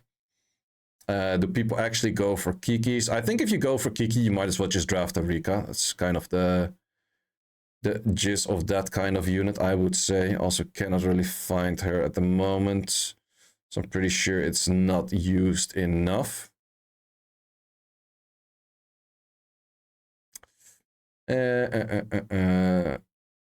Nope. Well, I can't find it. Fuck it. Going on to the next, I'm pretty sure it's not used enough. Miles. Miles is definitely used enough. Miles win rate. Ooh, that's actually kind of bad. 46 win rate. It's still, Miles does struggle a lot into Chandra because of the slow. With the slow, it pretty much doesn't do anything. Also, I started drafting a little bit more Miles myself, and then at some point I was like, yeah, this thing is just stunned and doesn't do any freaking damage. Still, Miles, especially with Racuni, can be pretty strong, can be pretty annoying. I do want to give it 82.5. Like, his first turn potential stunning things could be a little bit annoying. But yeah, it's not that great. Wait, you said third column? Oh, it's right off there. Thank you. Nope, not enough use. Thank you. Let's move on to Oliver. Oliver, 42 win rate, or 42 pick rate, 49.5 win rate. Definitely still high pick rate. Definitely still absolutely used a lot as first picks. Best 33 late out there still, I would argue for. But is he crazy good at the moment? Is he on Chandra Valkyrja Sagar level? He's definitely not this, but is he 95? That is kind of the question. I feel like that the win rate of Chandra and Valkyrja is a lot higher than this. Plus, Oliver cannot really be drafted that well with Sagar, because if you go Oliver Sagar, fire unit's just gonna eat your ass most of the time. So, for that reason, I would say that Oliver is one tier below that. But is Oliver kind of same tier as Sierra? Yeah, to be honest, kind of. Yeah, I think 90 on Oliver is fine. Julian on 97.5 after nerf is crazy. Well, the stun was never his issue, like the damage is. Plus him not like being unkillable and that kind of stuff. But yeah, I think that is fine for Oliver. Jackson not used, Daniel not used. Was Jackson maybe used? I don't think he is used that much, if he's ever used. Nope. Nope. There's better units out there. Lucia does that job better. Let's go for Robos. Fire Robo. Is that used enough? Not used enough. Also terrible. Wind Robo. I think Wind Robo also kind of left the meta a bit. Is still in meta for pick rate. Not in meta for win rate. I give that a 75. It's not bad, but it's just, it has too much issues with like Lucia and Xingzi and Mei Wang and Vert and all of those kind of things. So it's not bad as a late pick, but with Robo 75 is the best I can give. Dark Robo I do expect a little bit higher from, but also did drop down a bit. Yeah, 6% pick rate, win rate a 47.5. Also not that great. I think it's mainly good if you go for that whole comp with the Sierra, Sibala, but also having a Wunsa or Yeon Hong, blah, blah, blah, all of those kind of things. Without it, doesn't do that great. But I give Dark Robo still like an 80 because it still has that core potential that if you draft that whole comp, it can be pretty strong. Moving on next, Ella and stuff, pretty sure not used. Carlos, we can have a quick peek if that is used enough. Kind of doubt it, but might be. It's just on 1% pick rate, but he doesn't do that well on his 42% win rate. And he kind of deserves a 65 for me as well. It's kind of one of those units like you try to counter Sonya, but he doesn't have enough speed where he can actually counter Sonya and one-shot a Sonya. So he's kind of just full glancing a Sonya and then nothing dies. So it's just like, yeah, nope. Moving on next with the Dominator, Dom, Firefighter, Dom, doing it for family and shit. 1.5 on the pick rate, 55 on the win rate? The fuck are you 55 on the win rate for, bro? I do think that Dom needs to be drafted with either a Nikki or a Kovaci, and without those two, Dom doesn't do shit. So you need an attack buff on it, and if you don't have like a general attack buff provider, you might as well not drop Dom in the first place. But if you do have that Kovaci, you do have the Nikki, and you do have a good Dom, definitely it goes up a few ranks, but without that, I just give it an 80. 82.5. Well, the big issue with Dom is the moment he drops below 50% HP, his damage is like pretty much near to nothing, which is a pretty big issue. And we still have a pretty heavy fire meta, with fire units fucking him up like Fire Monkey, Masha, even Valkyrja. Well, he can fuck up a Valkyrja as well with an additional turn, but yeah, I'm gonna go. Would I want up it for the win rate? Well, the thing is, like I said, you do really need that LD5 to make it work-ish. No, I'm gonna give Dom an 80. I'm gonna give Dom that 80. How does Dom look like in other ranks? Yeah, a lot lower. So it's definitely the rune quality and having those right units next to it. Otherwise, not that great. Okay, moving on next. Maximilian, the most overrated unit in game. Not by necessarily saying Maximilian is bad, but by saying that he's not as good as people think he is. And the win rate actually does recently show that as well. 46 win rate on Maximilian. And that is because, well, AoE CC meta or AoE CC cleave-ish kind of style is no longer really a thing. And therefore, Maximilian just has a lot of issues of getting drafted in. I would still definitely say G1, Punisher, blah, blah, blah, those ranks, it can go right if you go for the whole draft on it.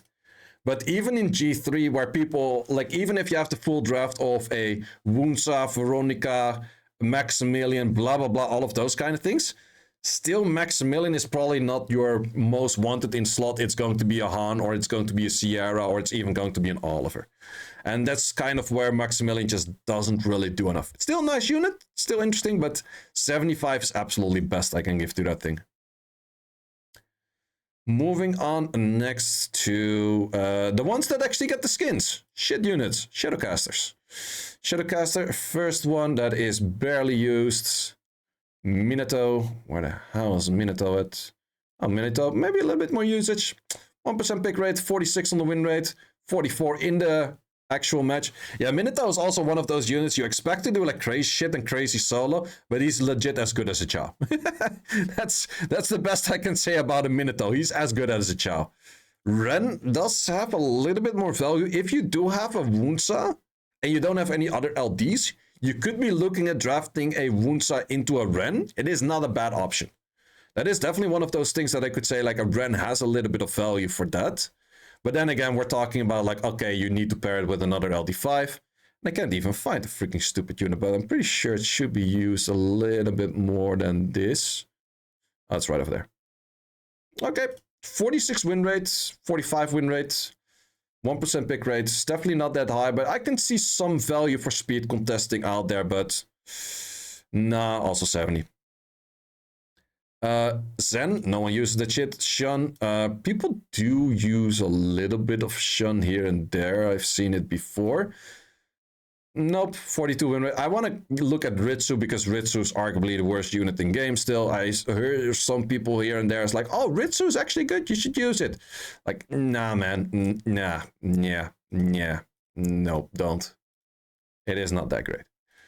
Okay, also barely used. And then we move on to Amber. Amber is one of those things, if you have a controlled environment of you know who's going to be in the match and not, Amber is really good. But if that's not the case, Amber often doesn't really do that well. Also pick rate a little bit low, so wouldn't recommend that. Sonya, however, actually has the highest combination between pick rate and win rate at the moment from what I've seen. Because Sonya at the moment, wait, where was she at? She has a 17.8 on the pick rate and a 52.96 on the win rate. That is absolutely absurdly high. If we check it by highest win rate units, I think she's the first unit that pops up with a, well, no, the second. Laura is in front of her. But even in the 44, her win rate goes up to a 54. Wow. For 17, close to 18% pick rate, that is absolutely insane.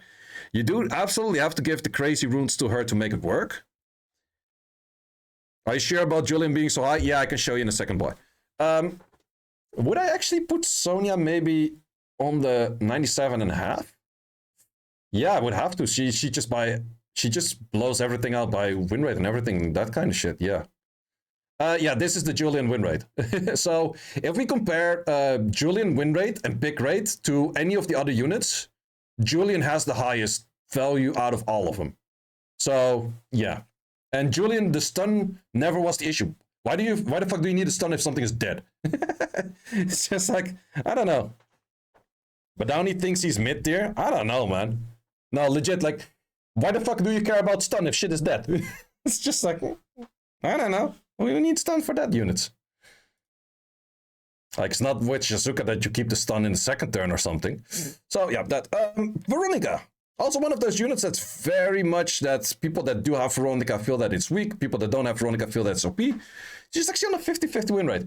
She is pretty darn inconsistent. That is the main issue with her. I still think with the Holy Trinity of like good LDs of like what Kaylee and Bao is showing, it's insane. But without that, I'm thinking about an 82.5. No, I think an 85. She still enables a lot of drafts. You still can simply go for like Sierra, Veronica, and then just add a bunch of units into that. Thing is, when you draft Veronica, you probably have to draft it in slot 2 or 3, which kind of makes it that your draft doesn't really fit that well against what the enemy is bringing later if they happen to have like a Ragdoll, all kinds of annoying shit. But I still think that Veronica is a pretty darn strong unit. I'm gonna give that an 85. Let's see what she does in other ranks. Does go a bit up in win rate, but 50-50 is not crazy high for an 8% pick rate, but I think 85 is fair. Or do I one-up that? I feel like she's kind of Nefty's level. Yeah, to be honest, I kind of feel like she's Nefty's level. I would say that she's a bit high. She enables a bunch of stuff.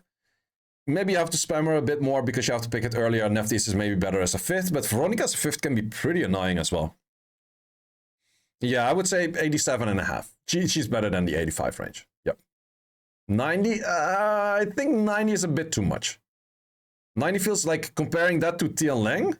I feel like that the Tian Lang is way better. Moving on next, Destiny not used, Manon not used, this thing not used, Giselle might be used, Audrey might be used as well. Do we actually see some Audrey gameplay? I think Audrey is actually underrated, and for that reason I want to place her in. She's 53 win rate on like 0.7 pick rate, which is not that much, not 0.07, but 0.70.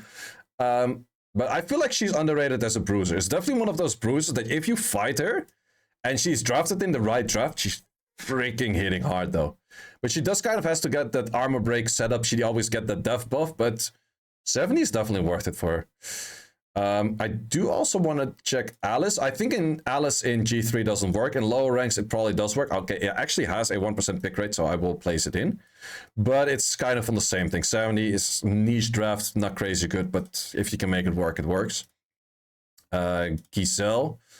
It's actually lower win rate and lower pick rate. If she's in the 4v4, she's nice, but I think she definitely does a lot better in lower ranks because people don't always have strips or know how to counter it. Yeah, and the lower the rank goes, the higher the win rate of a Giselle goes in the first place. But I think in G3, a lot of people do already have, like, most drafts are revolved around at least 1 or 2 strippers. So then Giselle, well, I think Giselle's a little bit higher, but it's not that crazy good. Moving on next to Adriana, and I'm already looking at the 2-hour mark for this video, which is probably going to be a tier list of 3 hours because there's still a decent amount of units to do. Well, it's always, well, every time they add more new units, it's just more tier list. 5% pick rate, 48 on the win rate. It's not bad, but you have to draft the whole draft around it. But I'm gonna give that a 75. But most of the time, like, let's say if someone goes Vanessa plus Adriana, it's pretty well known what you're gonna fight. You're probably gonna fight like a Sonia, or someone's gonna drop in a Narsha or a Marcha. It's the thing is you have to drop this thing pretty early, which makes the whole draft somewhat predictable. But that's with most cleaves, right? But still not bad. Then we're looking at the most annoying units that we have nowadays. Lucia, actually, Lucia did drop in win rate. She was like 53-ish win rate before. Maybe people got a little bit more used to her playstyle. Still close to 51 win rate on a 4% pick rate. That is just, she's incredibly freaking strong. To be honest, like legit, she's 85 for me. In the end, she counters the cigar, she counters this, and she just counters like a whole bunch of like annoying AoE stuff. She counters this. There's just so many things that she counters. Wherefore, I feel like that she has a very high value because she counters arguably she counters the highest picked units in game. And the 2 highest picked units in game are Oliver and Cigar. She's supposed to be the counter on that one. So having that value as you solo deserves a few ups for that. So 85 for Lucia and that. Let's look at Angela. I think Angela's a little bit more on the sense of like, okay, I kind of want to have like a Ragdoll or other LDs next to me to work preferably.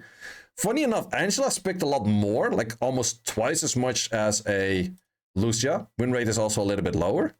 But yeah, Angela is also definitely one of those units. We have a lot of like those passive units on Vio Nem style. You have the Racuni, you have the Angela, you have a Gap, so they all kind of do the same shit and they're all kind of equally annoying. Angela, I think, would be an... Wait, that's not Angela. You are Angela. 82.5. I feel like Lucia has more value than Angela because Angela is more of like an overall counterish thing and maybe a core draft for people.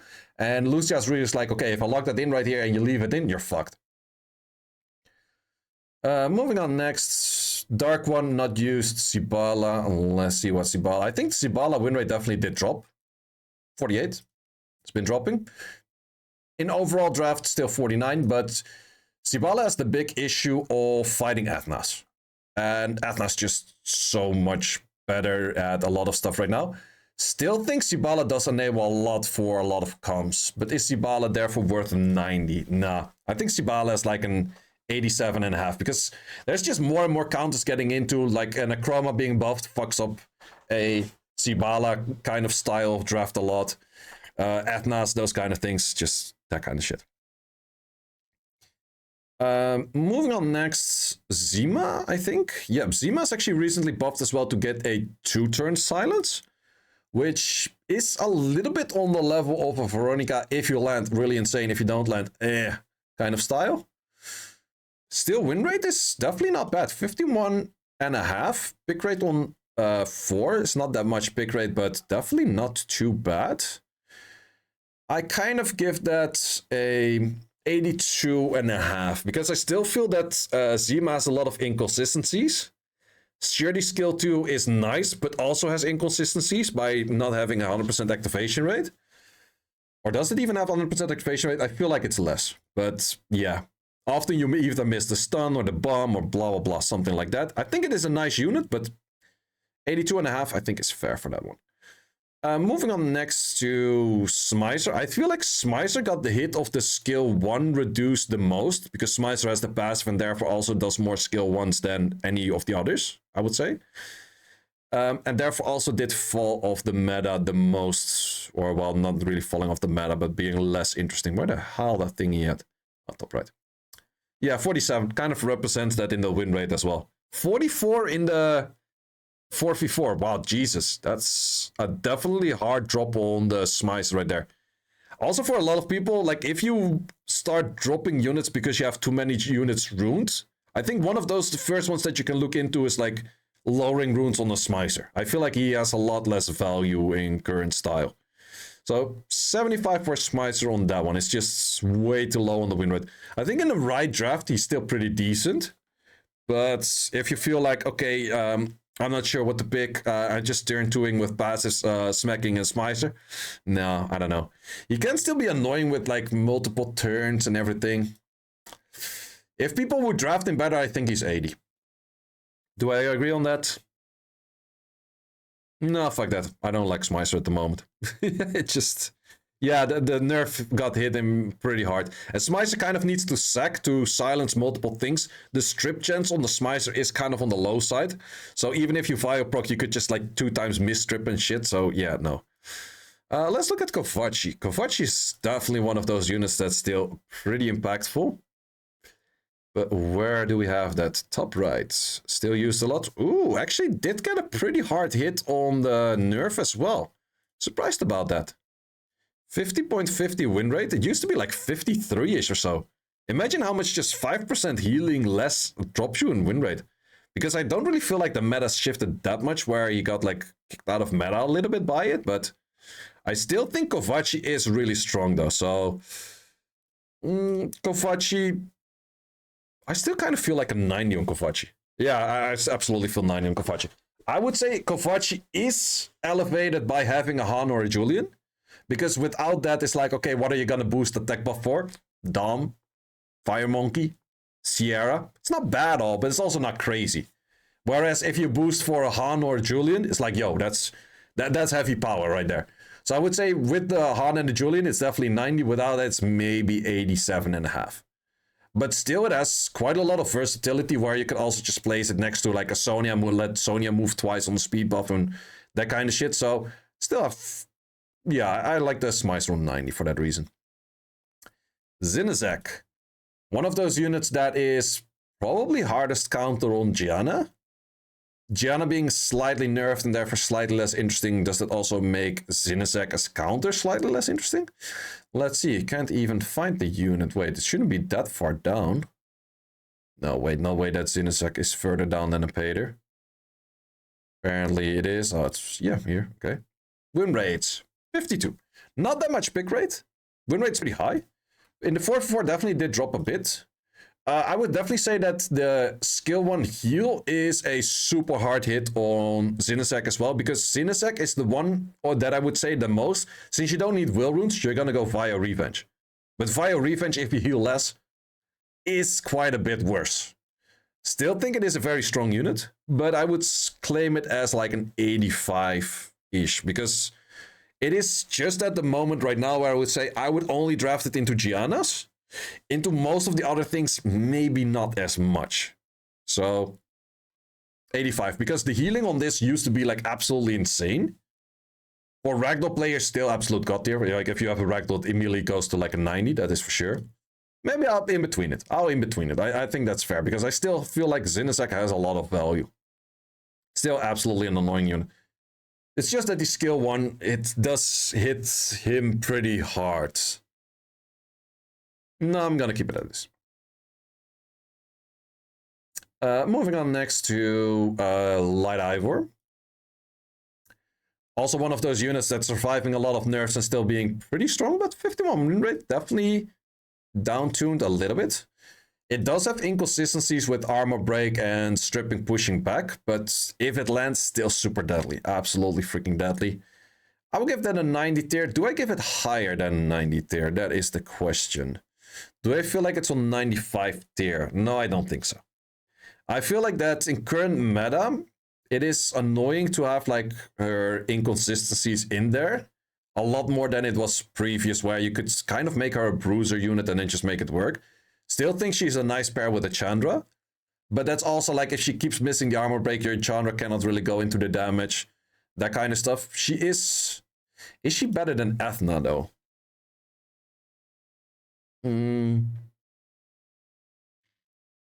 I feel like Ethna has...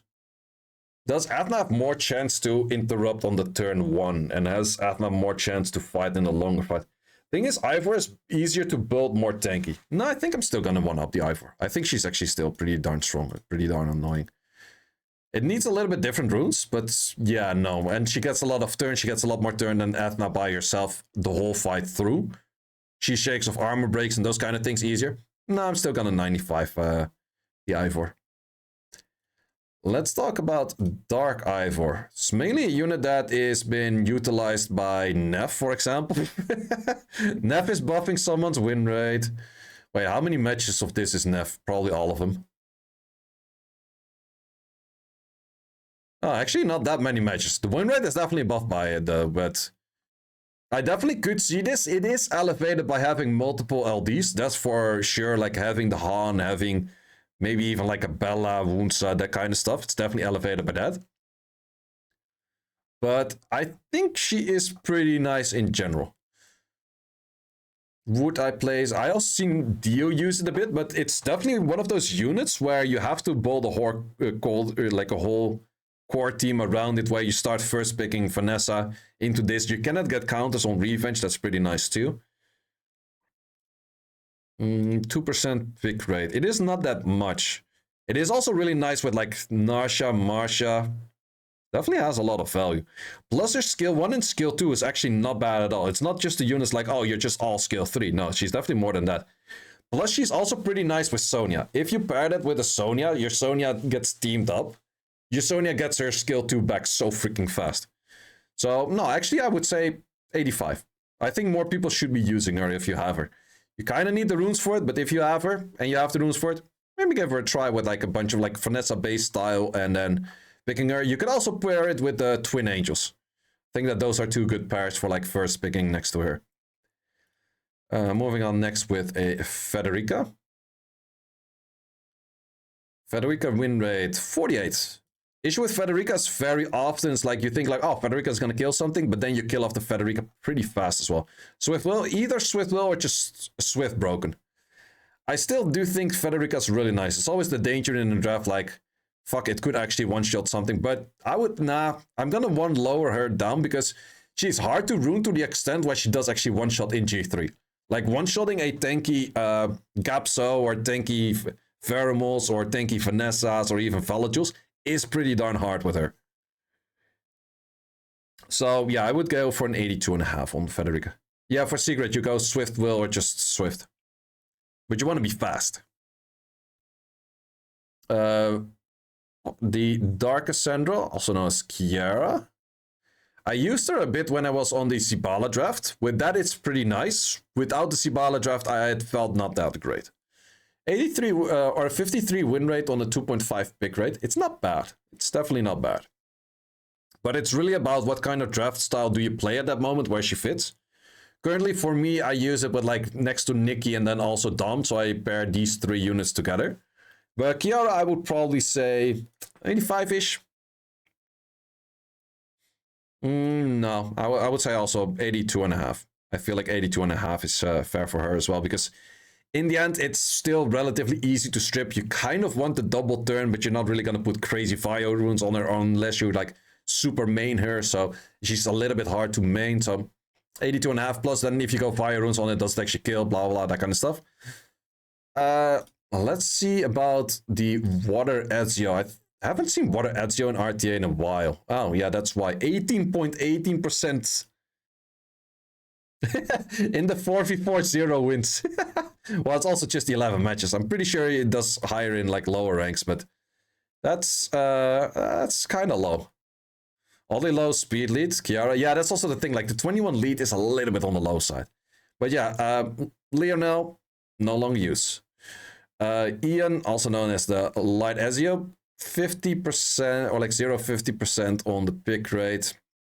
Also, not really used enough. Not gonna place it in. Then we have the Fire Bayek, Eshir, and Eshir is, I would say, a very nice unit. 51 win rate, 12 pick rate. Not bad. It is also one of those units I would say is one of the good counters into the Xingzi. I would actually one up this. The only issue is you have to rune this as one of the first units in your box. If you rune it all the way last, he's definitely going to be like 80 or even 75. But if you rune it as one of your first units, he's absolutely like 87.5. It's really strong. Don't go too high on accuracy on it. He doesn't really need that. He just needs like decent RNG to get activations in. You don't really care too much about the resistance, because most of the time, what are you hitting? You're hitting things that are low accuracy anyways. Destiny low pick rate, yeah, for sure. It's like the hardest unit to rune in the game. But yeah, Eshir is really darn strong. And I would say it's stronger than the Fire Monkey in current state. Absolutely, because of the healing. The cleanse is really nice. Plus, it smacks this thing pretty darn hard. And it has the silence, it has a heal block. It has just a pretty loaded kit in the first place. Piranha, Pajama, whatever that thing is. Was a little bit of hype when he just got buffed, but I think he's actually 55 win rate. Wow, not too bad. 1% pick rate. I feel like a good 5th, but more than a good 5th I'm not gonna give him, so that's an 80 tier. We also do see Chakra mainly being utilized by Lest. Not sure if it was really popularized because of it. 1% pick rate is close to it, 47 on the win rate. To be honest, I still kind of feel like it's sort of a Miles, but weaker-ish. I'm gonna give that 75. Phantom, oh, I don't even have Phantom. Dios is also not used. I'm pretty sure that Devaraja will be used. Devaraja is actually lower win rate than the Piranha. Okay, interesting. I give that an 80 tier as well. I think it's still kind of on the same style for both of the units. Good 5th pick, wouldn't spam it. Then any of those are not used. We do actually see a few people picking up Irene. Irene is actually one of the few counters into Doomon, because if you put the Doomon into the trap, your Curse of Death just goes away, which is kind of funny. 50% win rate on a 2.4 pick rate. It's not bad. Her biggest issue is where if she doesn't land her shit, she's just garbage. Like if she would always land the skill 3, she's definitely like 85-ish plus. But without it, I'll give it an 80. It's a decent pick. No, I actually give it a 75. People are not really used to it. Doesn't Jogun do the same thing? Probably, but this thing also instantly strips. So the skill 3 strips and you steal like 2 buffs or something right now, which can be interesting. Skill 1 and skill 2 are not that interesting, but plus also her skill 3 does like 50% HP damage or something, which can be nice. Layla. Definitely don't think Layla in G3 does that well at the moment. Too many counters, Akroma being buffed, Shinxa being good, yeah, barely picked, not even used. Definitely do think in lower ranks she's still there and she's still good, but G3 not even picked enough. Jessica definitely not picked. Jungnam. Jungnam is one of those, not necessarily newcomers, but one of those that got revived by the balance, but 51.51 on the win rate, 22.40 on the pick rate. That is definitely a very one high up there as well. It's actually one of the higher one up there for win rate. Only thing is that I would say on this one, his best pair is Oliver. And I would say from all of the units that are first pickable, I think Oliver is the weaker first pick. And Jungnam is best paired with that Oliver, which is then like kind of an RNG check. Are you gonna land your shit? If you don't land your shit, it's kind of bad. It's kind of annoying. But yeah, he can actually, we've seen it with a match of less where he's just started proccing and going mad and going ham. He's definitely an annoying unit. Heals a lot, skill 2, absorbs. There's just a lot of stuff going on for his kit. Issue, however, is Lucia does also counter this. Because he absorbs, so Lucia just lowers the absorb. That's, yeah. But yeah, Big Boy is definitely strong. But you kind of have to build the whole team around him where you go for Oliver, this. And then also a segment is a nice pair in that. Like the 3 of them as 3 first pick as core. It's definitely pretty strong for that. Whoops. Wasn't meant to move you. Moving on next, we have some Byuncho. I wonder if Byuncho is used in current state. Maybe 1%? Nope. I tend to use this against Lucifer Cleaves as a triple NEM damage dealer. It's the only way that I use it. It does decent in there if you can kill everything. Mostly it does. Let's see about the Uldong. I think we see less Uldong. Also from Kalian Bao, he's using less Uldong, and he was actually the most Uldong user out there. Still 58 win rate. I think it's just Scaling Bao making it work. I still like the unit. I think if you build your core team around it with like the Chandra, Ethna, Sonya, everything on crit rate 4 or guaranteed critters, it's definitely still very nice. But since that little people have been making it work while everyone is hyping it up, maybe it's not that great if you actually pull it. I don't know. But I'll still give that an 80. He's also a little bit low on the base speed, and you want to make him Vio crit rate HP faster than the rest of your team, which is maybe a little bit difficult. Wouldn't focus too much accuracy on him, it's just damage dealer.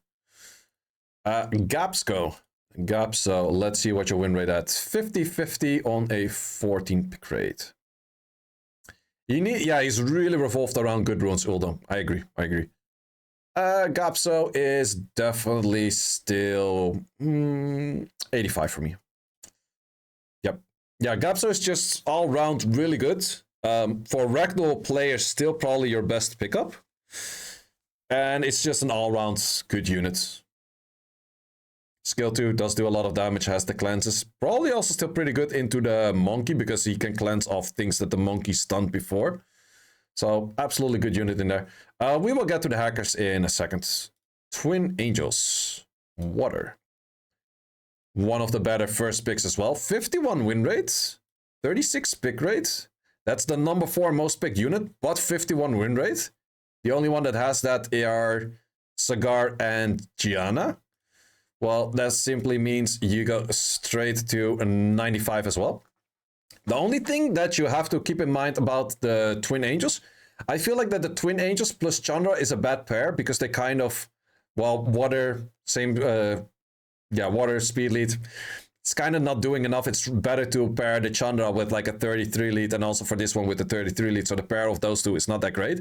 And I think that the pair of those two with the Jungnam and the Twin Angels also not that great. That's the biggest issue on the Twin Angels where a few pairs are disabled. But if you pair that with a Julian or you pair that with a Han or you pair that with like Gianna even, Sagar, incredibly good unit, the Twin Angels. Actually, this is the tier list that has most units at the top, all at like equal-ish tiers.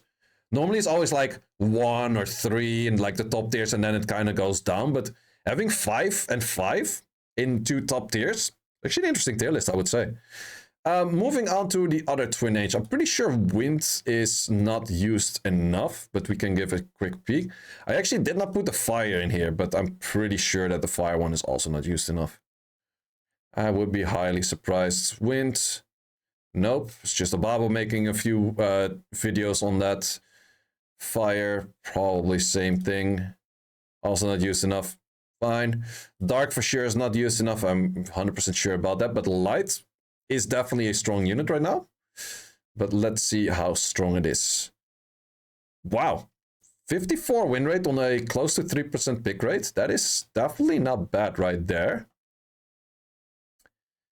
But would I instantly say it's super insane? I think that kit is definitely very versatile. You have to give very good runes to it. I would give best switch set to it. But you need very good additional damage artifacts on both sides to make it actually rock insanely hard. But I think it is definitely one of those units, if you invest your good runes to it, it is definitely a unit that's absolutely worth it. But I'm going to give it an 85. Because the issue is that it's still an AoE CC style, which most of the AoE CC styles are not doing incredibly strong at the moment. Plus you have to actually invest like super good runes to it. Wind Bayek, I didn't check Wind Bayek, but let me give a quick check. Pretty sure it's not used that much. Oh wait, Wind Bayek is actually used. Do I actually have Wind Bayek even in here? No, I do not. Okay. Then this is gonna become my Wind Bayek. And Wind Bayek is a 49, 1.4 on the pick. It's not that high. It's not that high. I will give Wind Bayek probably 70. It's can work if you have a lot of dots, but most of the times you're not gonna go for a lot of dots because there's just too many counters to dots in the first place. But you have to remember that this is a Wind Bayek. Moving on next. These are not used. Fire Geralt, I'm very doubtful that it will be used enough. Oh wait, is that Fire Bayek? Yeah, that is Fire Bayek. Right? Yeah, it is. Lights. I think it's just Monagua spamming that thing. But it's also... No, wait, that was not... That was the wrong one. That was Magnus. What is a Magnus? For a Bayek. Why do they sometimes have the... I am confused right now. Fire Geralt. Nope. Hira. Moving on. Oh, series, maybe water? Kinda doubt if she's in, but... Nope, too low pick rates. Light will have the same fate for sure. Don't think the Trisses are in there. Jennifer, let's just give a quick check on water. Nope. Okay, none of these are in there. Let's go for Fire Triss. No, Fire Triss is a nuking unit for sure not. Let's go for Hackers. Let's see if Kit makes it in. Well, Kit is a worse version of a Veronica. People don't even like Veronica, so people are not gonna like Kit neither. Let's see if Lest actually made the Fire Hacker more popular. That could be a thing. Okay, yes, that is a thing. That is definitely a thing. 2% pick rate, 50 on the win rate. It's not insane, but I would say if you want to go for a strip for a Byuncho, or not Byuncho, for a Jongnam, it's not a bad strip for a Jongnam. But yeah, I would give that an 80. I think you have to kind of revolve your whole team around it, but it's definitely, if you want to go for a Jongnam style, I think as an AoE strip, he's probably one of the better fits for Jongnam. Let's check on which are the others. Light is definitely going to be in. Wind is not going to be in. Light and Dark, because both of them are good. A Light, 33 leads. Pretty interesting units. We've seen Less use it a lot. 5% pick rate, 49 on the win rate. Okay. Maybe people use it a little bit too much. It definitely has issues with things like Juno, Seimaze, and that kind of stuff. I do know Josso is spamming this shit a lot. And the moment you just Juno, Seimei, Chroma him, he's just like, yeah, I might as well AFK and leave. That's just like the thing. It doesn't work. But I think that silver is pretty nice. I think it's just the issue, like, would you first pick it? I don't think he's first pick material. He's more of a late pick material, but 82.5 I think is fair for him. He does give immunity, he does give a bunch of annoying debuffs, but the moment that you draft him early and people start like Juno, Veromos, and those kind of thing into you, especially Juno, Veromos a little bit less, but that is definitely an issue right there. Dark One is very good into Maximilian and especially Nefties, but the issue is that you don't see too much Nefties and Maximilian at the moment because they're counted by other things. So therefore it has a little bit less value right there, but let's see, it should be looking at it. Oh wait, I also didn't add Siren in. Well, Siren, I think it's just Obabo winning with Siren because someone's fucking up that win rate hard. Wait, where is the Dark Hacker? Dark Hacker over there. 60% win rate. 60 and 63% win rate. So if the Dark Hacker fits in draft, he's absolutely fucking bonkers insane must ban. Yep, I kind of expected that. I kind of want to put him on 85. Nah, I'm gonna put it because there's not that many drafts where he is that bonkers in, but it's pretty much just guaranteed win if he fits in the draft. It is absolutely an insane unit. It's just not often that he is there, but yeah, super high ban value. We'll show the units at the top later. Windobara, I'm very curious to see what the Windobara win rate is at the moment. Windobara is insanely good into the Layla comp, but then again, you don't see too much Layla comp. Windobara, actually low on win rate. I am surprised. How about the other ranks? Still low on win rate. What? I'm surprised about that.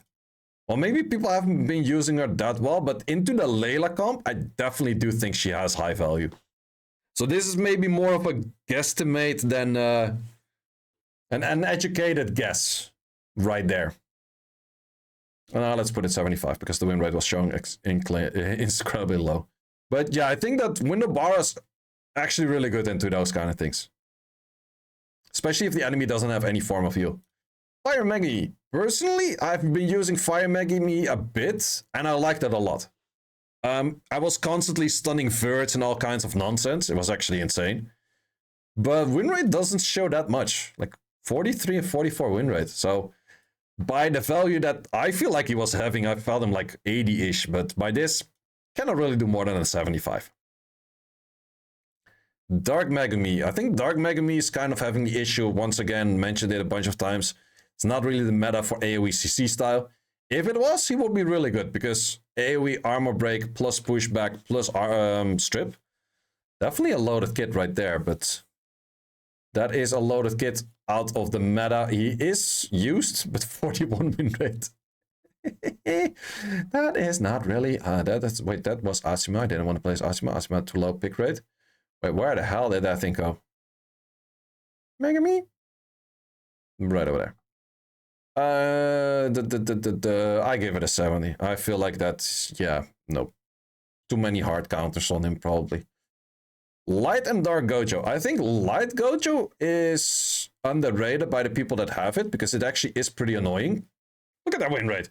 53? Or 54? 55? Jesus. Yeah, I think that the Light Gojo is actually quite underrated. Because a lot of people tend to forget, it's like, oh, it's just a stripper right? And it's like, oh, fuck, he also cleansed. And the part of like, oh, fuck, he also cleansed actually makes his kit pretty loaded. He does have the issue where his skill 1 is not that crazy. But people are maybe going to call me crazy for this, but I feel like he's at least an 82.5. I feel that this unit is absolutely pretty nice. 2 AoE skills, strip, cleanse AoE.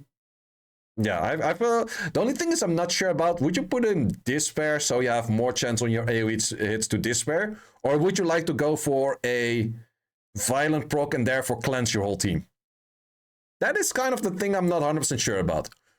How would I build him? Probably just add damage style with maybe a crit rate 4. I think I would go crit rate 4. Because otherwise his skill 2 and 3 are not going to deal jack shit damage.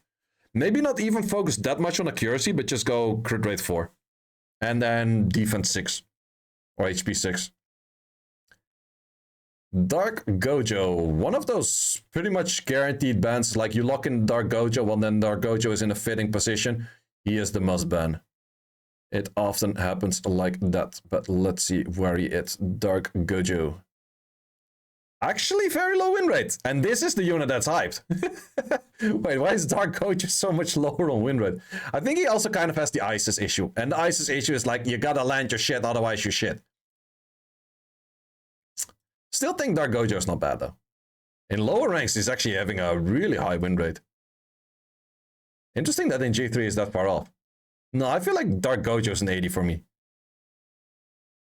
He still has like the armor break on the skill 2. Skill 3 has stun and Oblivion. Yeah, no, we'd definitely say that that's not... That should be better. That's 80. Then all of the Draken Warriors. I do think some people try to use Solvark. Not that much. Okay, it is close enough to 1% win rate or a 1% pick rate. 47 on the win rate. I give Solvark a 70. I don't really like the unit. I have seen... I think it was less try the wind one, but that is even worse. The dark one was the hyped one, but I think that one has a insanely low win rate as well. Mainly because he just simply needs like crit awakening and not get debuffs when he's in the 1v1. 11% win rate. Aha. That is not that much. Nope. Okay. Don't even have to place it in. Would I place in the new Spectre girls? Because they are not usable in RTA yet. But would I go for an estimation of how good they are? No, I think I'm not going to do that. It would be too random of me thinking. Because I've seen the units, I've tested them all a bit. But it's very hard to say like what is good on it or what's not. So I'm just not going to put those in there yet. Also, I do think that all of them have a strong issue with skill 1 being not strong enough because the skill 1 needs to be HP scaling for them to be anything interesting. So I would say for the ones that have most potential, maybe the light one has potential to be like a ragdoll-ish kind of unit. Wind one, I'm not sure. Fire one and the water one could have potential, but the issue is the water and the dark one skill 2 is like kind of Skogul-ish style, which Skogul and RTA we have never seen, right? So, and the more units are on the field, the worse it is. You started with 4 units on the field, it's not gonna hit that hard. So it's not that crazy in the first place. So I'm not sure if the skill 3 of you would do enough. And I don't even remember. Wait, let me double check real quick what the fire one did, because legitimately I already forgot. It did have that remove beneficial effect, yes, and the skill 3 is attacks, absorb the dark bar. Okay, and then damage increase. Yeah. 2 inconsistence of kits as well for the fire one, because the skill 3 is scaling of attack, skill 1 is scaling of attack, skill 2 is scaling of HP. Just once again weird. So yeah, I think none of them really have potential yet. So this is going to be the tier list. Nothing is at 100 tier. We have 5 units in the 97.5, 90, or yeah, 95.5. No, wait, just 95. Also is 5. I think this is a very well-rounded tier list. Like the meta itself is definitely not bad. It's not that I have seen it before that a lot of the tiers look like the 75, where it's just a lot of units in there, but I feel like it's more spread out, and then the higher tiers are like 1 or 2 units in there. Oh, that's 6. You're right. I can't count. Haha. Been live too long. Well, in the end, this video is still 2 hours and 30 minutes. So that is it for the tier list. Only one that you have to keep in mind that this is a Wind Bayek. Okay, I guess I'm gonna wrap it up with this. I would say, in the end, the tier list did change a decent amount compared to last time. Wait, let me actually grab the tier list of last time. I think I can find that pretty fast.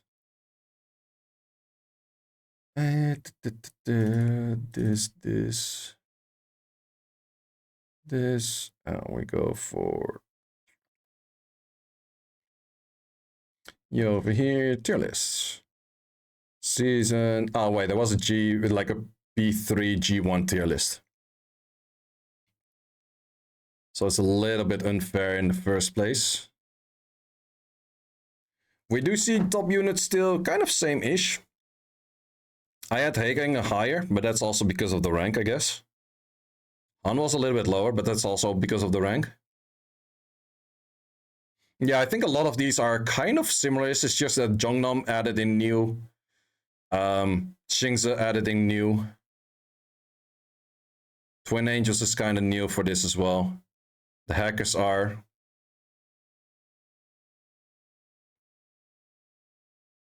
I think Zeratul should be as high as his win rate. What was the Zeratul win rate?